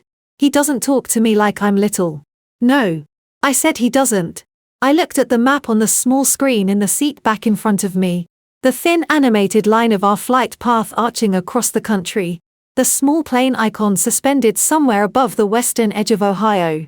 The destination marker sitting on the eastern edge of Massachusetts. I thought about Aldous Whitmore, who had been my father's closest friend for 30 years, who had sat in a pew near the back at my father's funeral and had been, as far as I could tell, the only person in the building who had not shaken Dorian's hand at the reception afterward. I had noticed it at the time and said nothing. I had understood it fully only later. He's the kind of person, I said mostly to myself, though Stelling was listening, that your grandfather wanted you to have in your life when you were growing up. Stelling was quiet for a moment. Then he said, like he was looking out for us even after. I turned and looked at my son. Yes. I said exactly like that. What was happening in River North while Ren watched clouds and Stelling thought about Aldi's? I didn't know in real time. I wouldn't piece it together until later. From what Pimpton told Cordelia and what Cordelia told me in layers across several weeks. What I knew was this. The office door had been closed. Cordelia had asked Peyton to leave. And Peyton, standing in the hallway outside, had heard the lock turn. He had waited. He told me later he wasn't sure why he had no reason to stay. No role left to perform in whatever was happening on the other side of that door. But he had stayed anyway. The way you stay when you've been present for too much of a thing to walk away from the ending. He heard voices low, not raised. He couldn't make out the words. He heard the quality of a conversation in which both people are being very careful, which is a different thing from a conversation in which both people are being calm. He heard Dorian say one sentence at a register clear enough to carry through the door.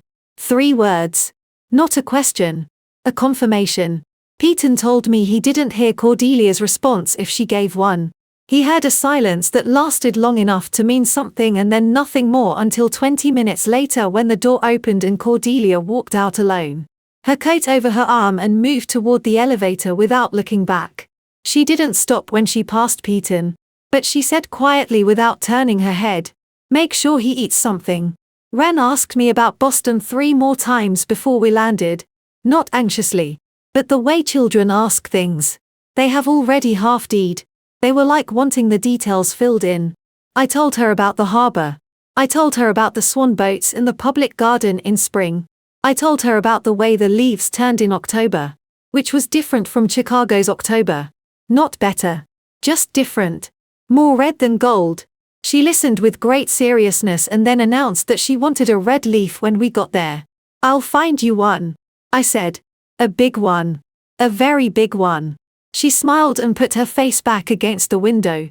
The fastened seat belt sign came on as we began our descent into Logan. The city appeared below us through the clouds. The harbor first. Then the grid of streets. Then the small illuminated lines of bridges and roads. And the quiet ordinary geography of a place that didn't know we were arriving. Ren pressed her nose to the glass. Stelling put his hand on my arm. Not asking for anything. Just locating me the way he had done since he was small when he woke up in an unfamiliar place. I put my hand over his. What happened in that office? The full account of it. Everything Cordelia said. And everything Dorian didn't say. The whole unedited version of the conversation behind the locked door. I didn't get until weeks later. She came to Cambridge on a Saturday in October on a train from South Station. She knocked on the back door because the front gate latch was stiff. And I had warned her. I made tea. We sat in the yard. The two of us. With the wooden fence and the late afternoon light coming through the oak tree and the tea going warm in our hands. And she told me everything. All of it. And now I'll tell you. Cambridge. 3 weeks after I arrived. The backyard had a smell that September afternoons in New England develop when the season has fully committed to turning dry leaves cold earth. And something faint and sweet underneath it all that I later learned was the last of the cone flowers along the south fence doing what late season flowers do. Giving what remained of themselves to an audience of two. Cordelia sat across from me, both hands around her mug. She had taken the early Amtrak from South Station and would take the 4 o'clock back. She had texted me that morning with the train number and a single line that said, "I think I owe you the rest of the story." I had put the phone face down on the counter and stood in the kitchen for a long moment before I replied. I had made tea. Real tea. In a pot. The way my father had always made it. Steeped long enough to be strong. Poured into the kind of plain ceramic mugs that don't require a decision about which one to use. Wren was at the back of the yard. Moving slowly between the late-season flower beds with a small watering can she had found in the garden shed, giving water to things that probably didn't need it, but that she had decided were her responsibility. Cordelia watched her for a moment before she started. She told me what Dorian had said when she walked into the office that afternoon. 3 words. She said his voice had been very quiet when he said them. The kind of quiet that isn't the absence of feeling, but the decision to keep feeling somewhere out of reach. Somewhere it can't be used against you. It was you. She hadn't answered immediately. She had set her coat over the back of the chair nearest the door, sat down, and looked at him. Yes, she said. He looked at her the way she had described on the phone. The look reserved for people he was recalibrating. She said she had seen it before at negotiations and family arguments in the half-second before he decided how to position himself. She had always, she told me, found it slightly sad that her brother's first instinct in every situation was to find his footing rather than to fill whatever the situation called for. What? He said. And she told him. She started at the beginning. Not the beginning of that day. Not the beginning of that year.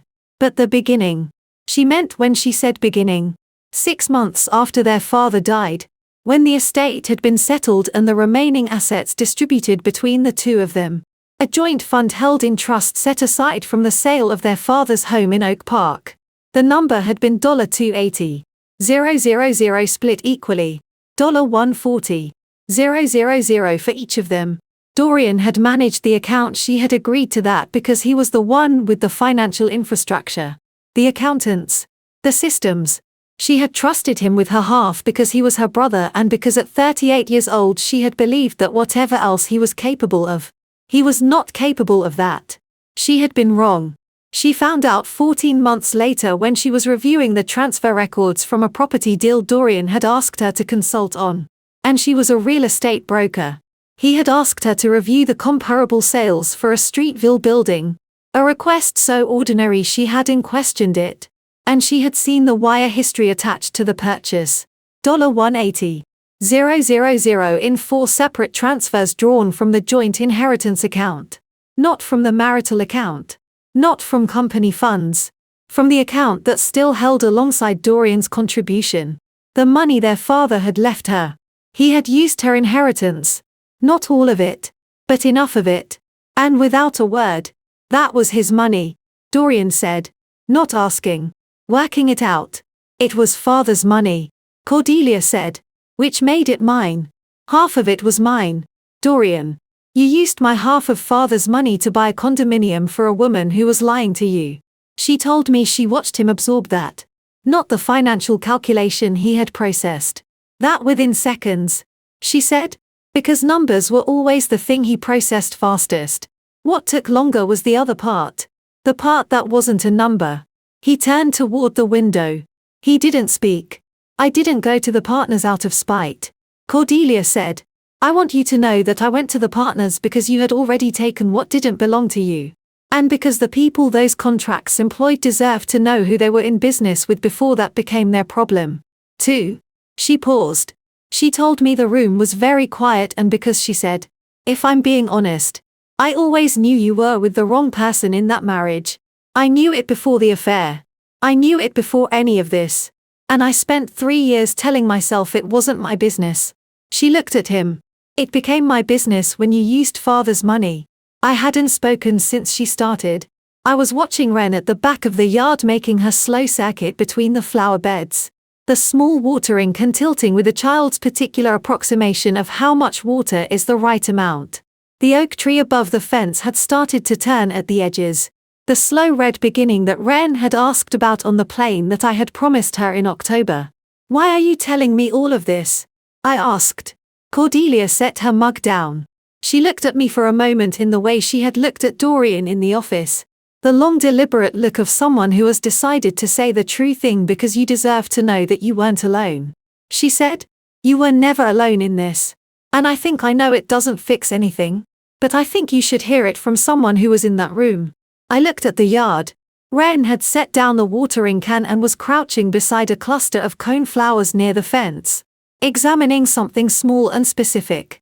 The way she examined everything completely without hurry. I didn't say anything for a while. I didn't need to. She left on the 4 o'clock train. I walked her to the front gate.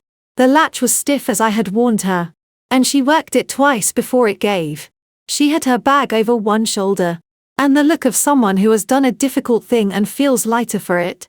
Not because the difficulty is gone, but because it has been set down somewhere visible. She stepped through onto the sidewalk and turned back once. "Merc has something else," she said almost to herself. "The way you say a thing.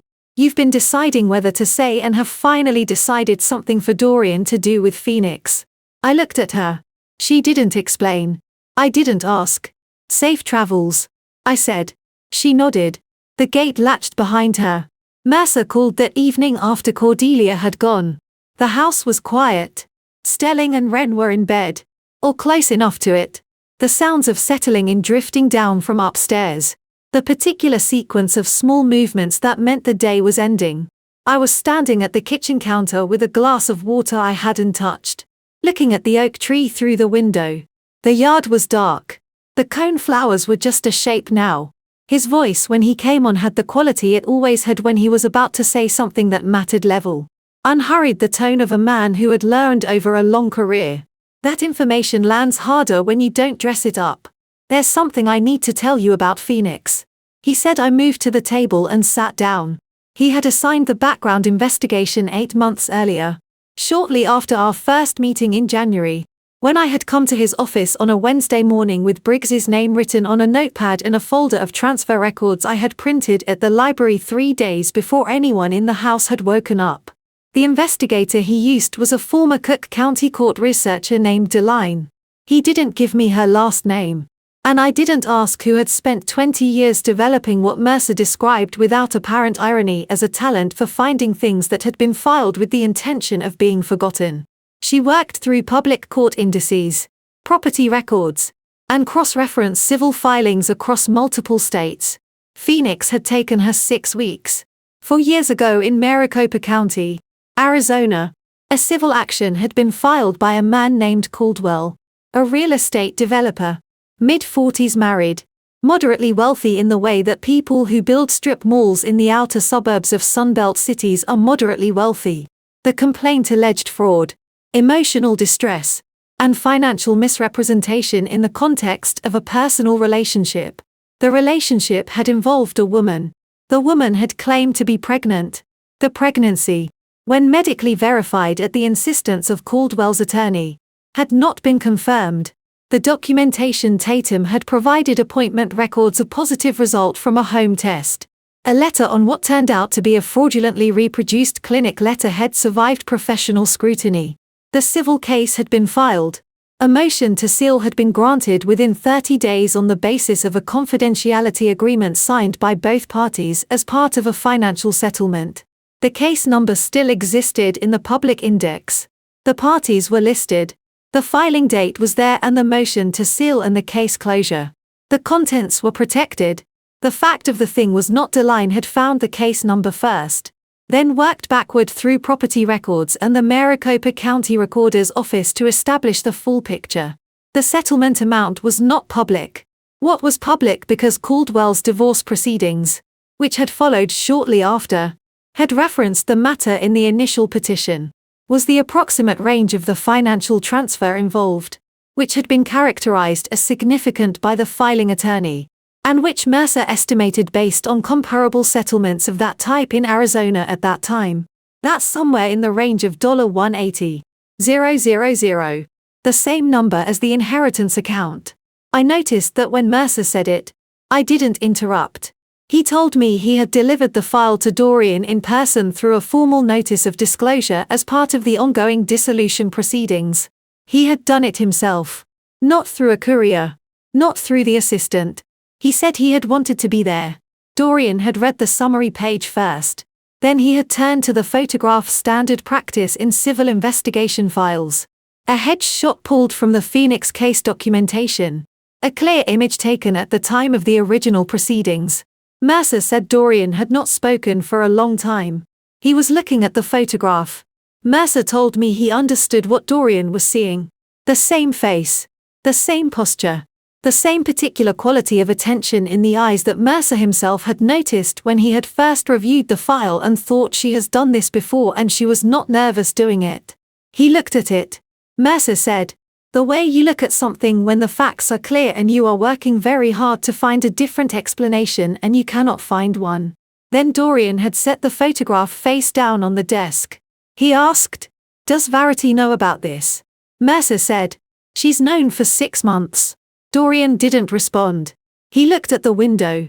He looked at the desk. He looked at nothing in particular for a long time, which Mercer said was the most honest thing he had seen Dorian do in the entirety of their interaction. I want to be honest with you about what I felt when Mercer told me that. I had expected to feel something clean. The satisfaction of a thing completed, the particular relief of evidence finally being where it needed to be. I had carried those 8 months carefully. Had made the decisions I made with as much precision as I was capable of, and I had told myself that when it was over, I would feel the weight lift. What I actually felt was quieter than that. Harder to name. It wasn't satisfaction. It wasn't triumph. It wasn't even relief exactly. Or not only relief. It was something that sat underneath all of those things. Something that didn't have a clean word, but that I can only describe as grief. Not grief for Dorian. Not grief for what he had done or for what the marriage had been. Grief for the version of things that hadn't happened. For the years that went one way instead of another. For a man I had once believed I was building a life with. Who had made a series of decisions over a very long time that I had not been consulted about and could not change. And who was now sitting in an office somewhere in Chicago looking at a photograph that proved he had never been who I thought he was. I didn't say any of this to Mercer. He was my attorney. It wasn't his job. But I sat in that kitchen for a long time after the call ended with the oak tree dark beyond the window and the house quiet above me. And I let the grief be what it was. There was one more thing Mercer said before he hung up. He had said it briefly at the end. The way he said things he considered important, but didn't want to editorialize clearly once and then left it for me to sit with. "There's something you should know," he said. "About the money. Where it came from. The account that funded your legal preparation. The inheritance account. The one Aldi's managed." He paused. "It's yours," he said. "It was always yours. But there's something about your father and Aldi's that I think you should hear. I'll send you a letter this week. Read it before we talk." He said, "Good night." I sat at the table for a long time after. I made a second cup of tea after I got off the phone with Mercer. Stelling was already asleep. Wren had left a drawing on the kitchen table. A house with a garden. 2 stick figures standing in front of it. One taller and one shorter. Both with curly hair rendered in brown crayon in wide, confident loops. There was a tree in the corner with red leaves. She had drawn it without telling me. She had left it there the way children leave things they make for you without ceremony, as if the making of it is the whole point and the finding of it is yours to do. I sat down beside it and called Aldous. He answered on the second ring. It was late, nearly 10, and he had an early seminar the following morning, he told me, which was the first thing he said after hello. He said it the way he said most things, plainly, without preamble, as if the fact of the seminar was simply part of the context and not a complaint. I read the letter. I said, I know. He said, I was expecting you to call. There was a pause. Not uncomfortable. The kind of pause that exists between people who have known each other long enough to not fill silence for its own sake. Tell me from the beginning. I said. He told me. Your father, he said, had been worried about Dorian from the start. Not in a way he had ever made explicit. Not to Dorian. Not to me. Not even fully. To Aldis, who had been his closest friend for nearly 3 decades. He had liked Dorian. He had found him capable and charming and genuinely attentive in those early years to the things that mattered. But he had also, Aldis said this carefully, the way he said things that were observations rather than judgments, noticed in him a particular quality of wanting, a hunger for the version of life that came with a certain kind of success. Not the work of it. The arrival. When Dorian's first restaurant had been in its early stages before the investors. Before the Tribune Review. When it was a 40-seat room in River North that existed more as ambition than as anything else. He had come to my father. He had asked for a loan. Not from a bank. Not from a business contact. From my father. His father-in-law. The man whose daughter he had married 2 years earlier. The man who had shaken his hand at the wedding with the particular warmth of someone who had decided to believe in a person and meant it. $85,000. No promissory note. No repayment schedule. No formal agreement of any kind. Just a conversation in my parents' kitchen in Oak Park and a handshake. And my father writing a check because he believed in his son-in-law's vision and because he loved his daughter and because Aldis said he had always been a man who led with trust and hoped the world would meet him there. Dorian had deposited the check the following week. He had never repaid $1 of it. Did my father ever ask for it back? I said once. Aldis said indirectly. About 3 years later, when the restaurant was doing well, he mentioned it in conversation, not as a demand. More as a testing of the water. Dorian changed the subject. Your father let it go. Why? Aldis was quiet for a moment. Because he didn't want to make it a problem between you. He said.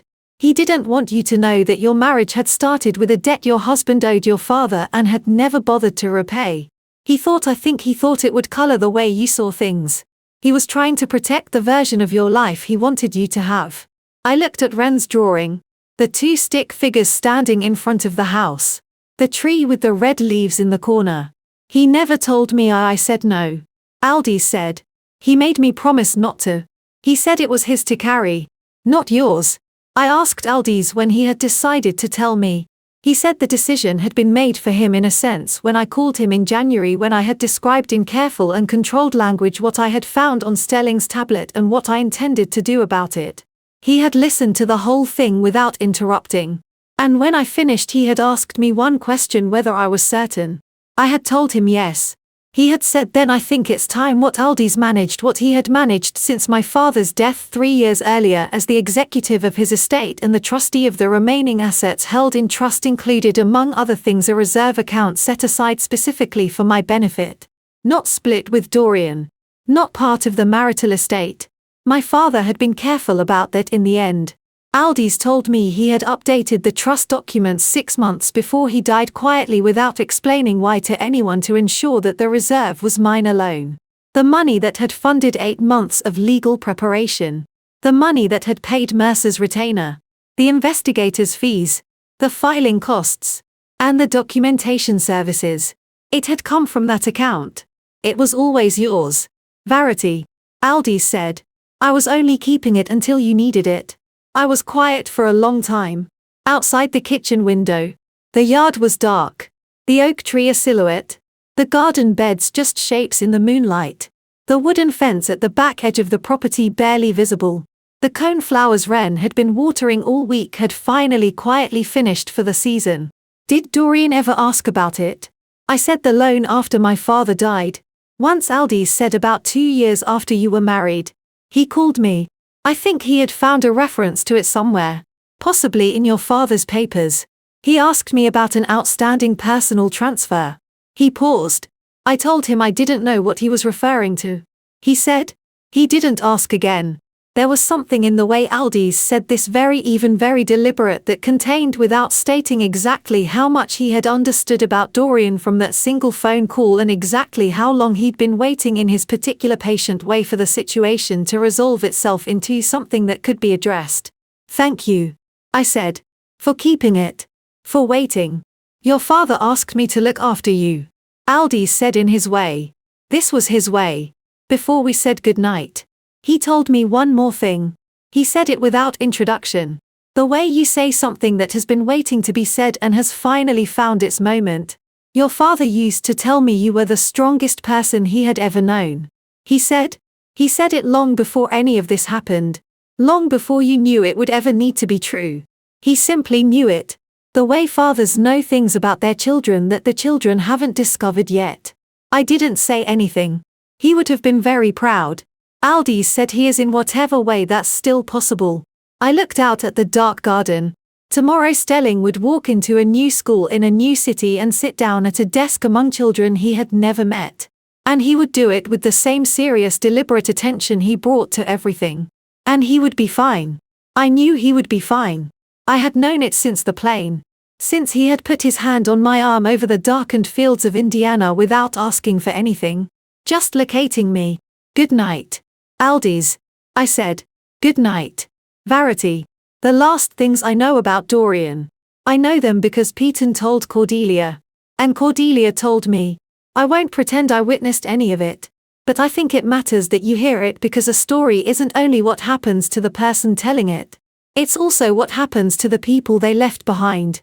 Peyton submitted his resignation on a Tuesday morning in early October. He brought it in person. A single printed page set on the desk without ceremony. He told Cordelia later that he had written it 4 times before he found the version that said what he meant without saying more than he needed to. What he said standing in the office one last time was this. I watched you throw away everything you built, Dorian. I stayed quiet for too long. That's on me. But I can't stay. Dorian didn't respond. He was looking at the desk. Peyton was nearly at the door when he stopped. There's something you should know, he said about the first restaurant. He told him. The menu. Verity had built it from scratch. Sourcing every supplier herself. Testing every dish at the kitchen table on Maple Street before a single investor had been approached. The layout of the dining room. The name above the door. The particular warmth the space had that reviewers kept describing and never quite explained that had been her vision entirely. You hired the chef, Peyton said. You signed the lease. But the idea. All of it was hers. Dorian said nothing. Peyton pulled open the top drawer of the filing cabinet by the window. The one that had belonged to the office before Dorian had moved in. The one that still held things from the early years that no one had gotten around to sorting. He found what he was looking for almost immediately. As if he had known it was there. A small card. Cream-colored. Handwritten. He set it on the desk. Then he left. The card read, I am so proud of you. We did this. Signed with Verity's name. The ink slightly faded. The handwriting from years ago when she'd still written like someone who believed in the permanence of things. We. Not you. Dorian sat with it for a long time. Rosalind called Mercer's office on a Wednesday. She asked to speak with Verity. Mercer's assistant took the message and sent it through to me as a transcript. Mrs. Rosalind called. She said, quote, tell her my card was declined this morning. Tell her I need to talk to her. I read it at the kitchen table in Cambridge with the yard visible through the window and ran somewhere in the garden with her watering can. I sat with it for a moment. The card had been declined because the TRO, which had frozen Dorian's accounts, had also suspended a secondary account from which Rosalind had apparently been receiving a monthly transfer, an arrangement that had existed, Mercer told me later, for at least 3 years, and that had never been disclosed during the financial review in the mediation paperwork. She was not calling because she was sorry. She was calling because the money had stopped. I folded the transcript once and put it in the kitchen drawer. I looked out at Wren, who was crouching near the fence, examining something in the soil with the complete attention she brought to small things. I didn't feel what I thought I would feel. I didn't feel anything in particular. Which was, I realized sitting there, its own kind of answer. Dorian was alone in the office that evening. The staff had gone. Peyton had gone. The field examiners had completed their work. The phones had stopped ringing, or he had stopped answering them, which by that point amounted to the same thing. He opened his laptop. The screensaver had timed out and the desktop was visible, a photograph still set as the background from months ago, from a summer afternoon 3 years earlier at the lake house on Lake Michigan. Verity was sitting on the dock with Stelling beside her, both of them looking at the water. Ren was standing at the edge of the frame with her arms out, about to run somewhere. He had taken the photo. He remembered that much. He did not remember whose idea the trip had been. He did not remember who had packed the car or made the reservation or remembered to bring the children's swim shoes. He did not remember anything except that he had been thinking that afternoon about a supplier contract that needed to be renegotiated before the end of the quarter. He looked at the photograph for a long time. Then he closed the laptop. I don't know what he did after that. I stopped asking. There are stories you have to let end on their own. Not because you don't care, but because you no longer need to know. That is a different thing from indifference. It took me a long time to understand the difference.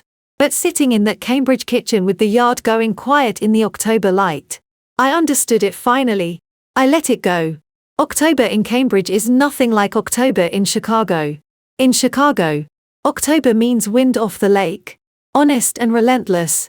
The kind that reminds you the city was built on the edge of something much larger than itself. In Cambridge, it means wood smoke and the particular quiet of a university town settling into a new academic year. The streets full of people carrying purpose. The trees turning at a pace that seems almost deliberate. As if the season is taking its time because it knows what it looks like. I had been here 3 weeks when I finally stopped waking up afraid. Stelling came home from school one afternoon in the middle of the month. With a look, I recognized the slightly windswept, quietly lit expression he got when something had interested him beyond his usual capacity to contain it. He dropped his backpack at the door, came into the kitchen, and said without preamble, "Mom, we looked at actual cells today under a real microscope. Like actual living cells." "Tell me," I said. He did. For 20 minutes standing at the counter while I made dinner. He described the structure of the cells with the focused specificity of someone who had found in a science classroom 2 blocks from our new house. A small and precise miracle. He used his hands. He drew a diagram on the back of a permission slip I hadn't read yet. When he finished, he picked up his backpack and went upstairs to do his homework. I stood at the stove and thought he is going to be fine. Not as a hope. As a fact. Ren had claimed the garden. By the 3rd week of October, she had named most of the plants along the south fence, not their botanical names, which he asked me to look up on my phone and then mostly set aside, but her own names, which were more reliable guides to her inner taxonomy. The tall purple airs near the gate were the professors. The low ground cover along the fence line she called the carpet family. A single late-blooming cone flower she had been watering since the day we arrived. Still holding 2 small orange petals against all seasonal logic she called the holdout. Why the holdout? I asked her. She thought about it seriously. Because it's still here, she said. Even though it's not supposed to be. I wrote that down later in the notebook I had started keeping on the kitchen windowsill. I wasn't sure why it mattered. It did. Aldi's came for dinner on a Wednesday evening. He brought bread from a bakery near his office and a bottle of cider he said was from an orchard in Vermont that his students had taken him to the previous fall. And he sat at the kitchen table while I cooked and talked to Stelling and Ren with the unhurried ease of a man who had spent 40 years in classrooms and understood that the best conversations with children happened sideways without agenda. At some point, Stelling asked, "Was Grandpa funny?" Aldi set down his glass. He thought about it with genuine attention. The way he considered everything. "He was the funniest person I ever knew," he said. But he was sneaky about it. He'd say something completely straight-faced, and you'd be 3 sentences later before you realized you were laughing. Stelling nodded. Filing this away. Ren said, "I think I have that." Eldest looked at her. "I think you might," he said. "After dinner. while the children were clearing plates with the negotiated efficiency of a system they had apparently developed on their own. Aldis stood beside me at the counter. He didn't say anything. He put his hand briefly on my shoulder once the way my father used to and then moved to help Ren, who had decided the glasses needed to be rewashed. He didn't need to say anything. I already knew. After Aldis left and the children were in bed, I went looking for a box I had packed in August and not opened since the one labeled in my own handwriting studio, Miss Q, which was the category I had given to the things I hadn't known how to sort. I found it at the back of the hall closet. I carried it to the kitchen table and opened it. On top, a rolled portfolio sleeve, the kind used for large format drawings. The fabric faded at the edges. I unrolled it carefully. Inside were sketches from my final year of design school spatial studies, elevation drawings, a site plan for a project I had loved and presented and largely forgotten in the years that followed. The lines were confident in the way that early work sometimes is before experience teaches you to be cautious. I spread them on the table. I ran my hand across one of the drawings, the long diagonal of a roof line, the crosshatch of a textured wall, and felt something I hadn't felt in a long time. Not nostalgia.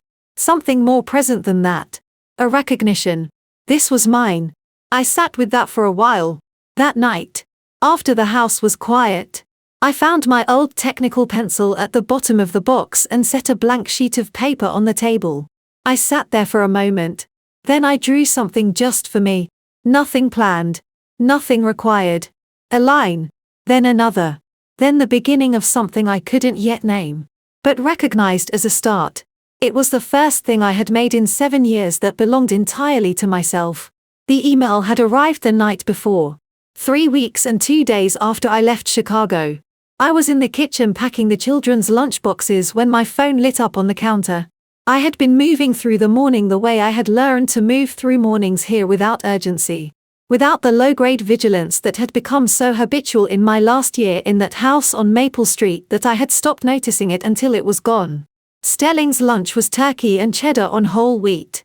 The crusts cut off, which he had recently decided was a preference rather than a requirement, but which I continue to honor because some things are worth the extra 30 seconds.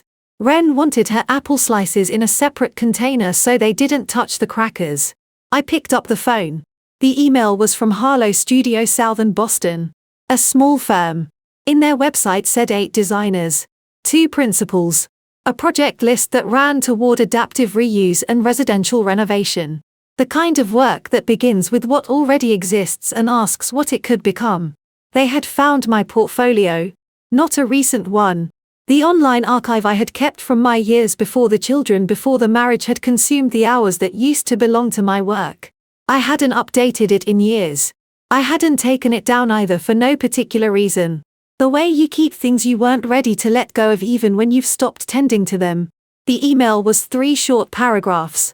They had a project beginning in the spring. They thought my background might be relevant. They weren't looking to fill a position. They said just to have a conversation. Not an interview. Just a conversation. I stood at the counter and read it twice. Stelling came into the kitchen at full speed. Stopped and said, "Mom, where's my lunchbox?" "Right here." I handed it to him without looking up. "The blue one?" "That is the blue one." He took it, examined it with the scrutiny of someone checking cargo before a long voyage, and appeared satisfied. He disappeared back down the hallway. Ren came in a minute later, one shoe on and one in her hand, trailing the lace like a surrender flag. "I can't," she announced. I put the phone down and crouched in front of her. I tied the lace double-knotted the way she preferred, the way I had tied it approximately 400 times in the past 2 years, and looked up at her face while I did it. The serious concentration she brought to being helped, as if watching carefully was a form of participation. "There," I said. She looked at the shoe. "The other one I can do myself," she said. "I just didn't want to." "That's valid," I said.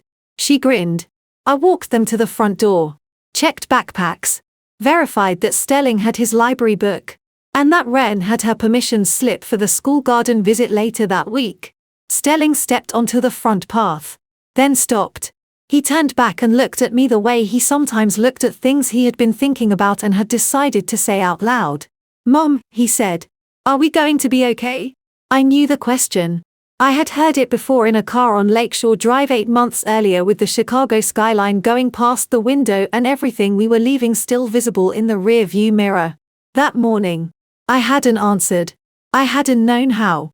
I looked at my son standing on the front path of a house in Cambridge with his library book under his arm and the October light coming through the oak tree above the fence, turning everything gold. "Yes," I said, "we are." He held my gaze for a moment. The particular steadiness of a 9-year-old who has learned to read the difference between reassurance and truth and who has just confirmed they are the same thing. He nodded once. Then he turned and walked toward the school bus. Unhurried the way he walked into every room he had decided to enter. Ren waved from the end of the path. Both arms the full wingspan. "Bye, Mom. I love you so much. I love you so much," I called back. I stood in the doorway until the bus came. Back in the kitchen, I read the email one more time. Then I typed a reply. Short, the way I had learned to say important things since that September morning in the mediation office, without excess. Without performance. "Thank you for reaching out. I would be glad to talk. I'm available this week." I pressed send. I poured a cup of coffee. I sat down at the kitchen table. The one where Ren's drawings accumulated at the end of each day. Where Stelling did his homework with focused, unhurried concentration. Where I had read Mercer's messages and Alders's letter and learned piece by piece what had been true all along.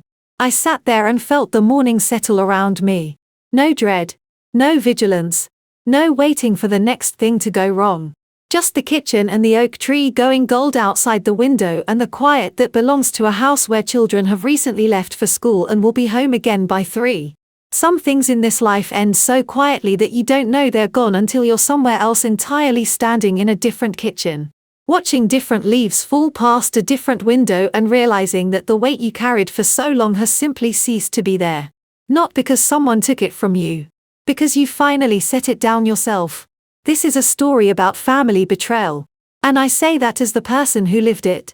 Not the person who observed it from a safe distance. Family betrayal does not always arrive loudly. It arrives in small silences. In signatures you didn't read. In accounts you were never shown. In a name on a clinic document that didn't match the one you were told. I stayed too long. I told myself things I knew were not true. I made myself smaller in a space that was already shrinking around me. If you take nothing else from what I've shared, take this. Do not wait until the silence becomes a room you cannot leave. That is the one thing I wish I had done differently. Don't be the version of me who waits. What I chose was not easy. Family revenge. The legal kind. The patient kind.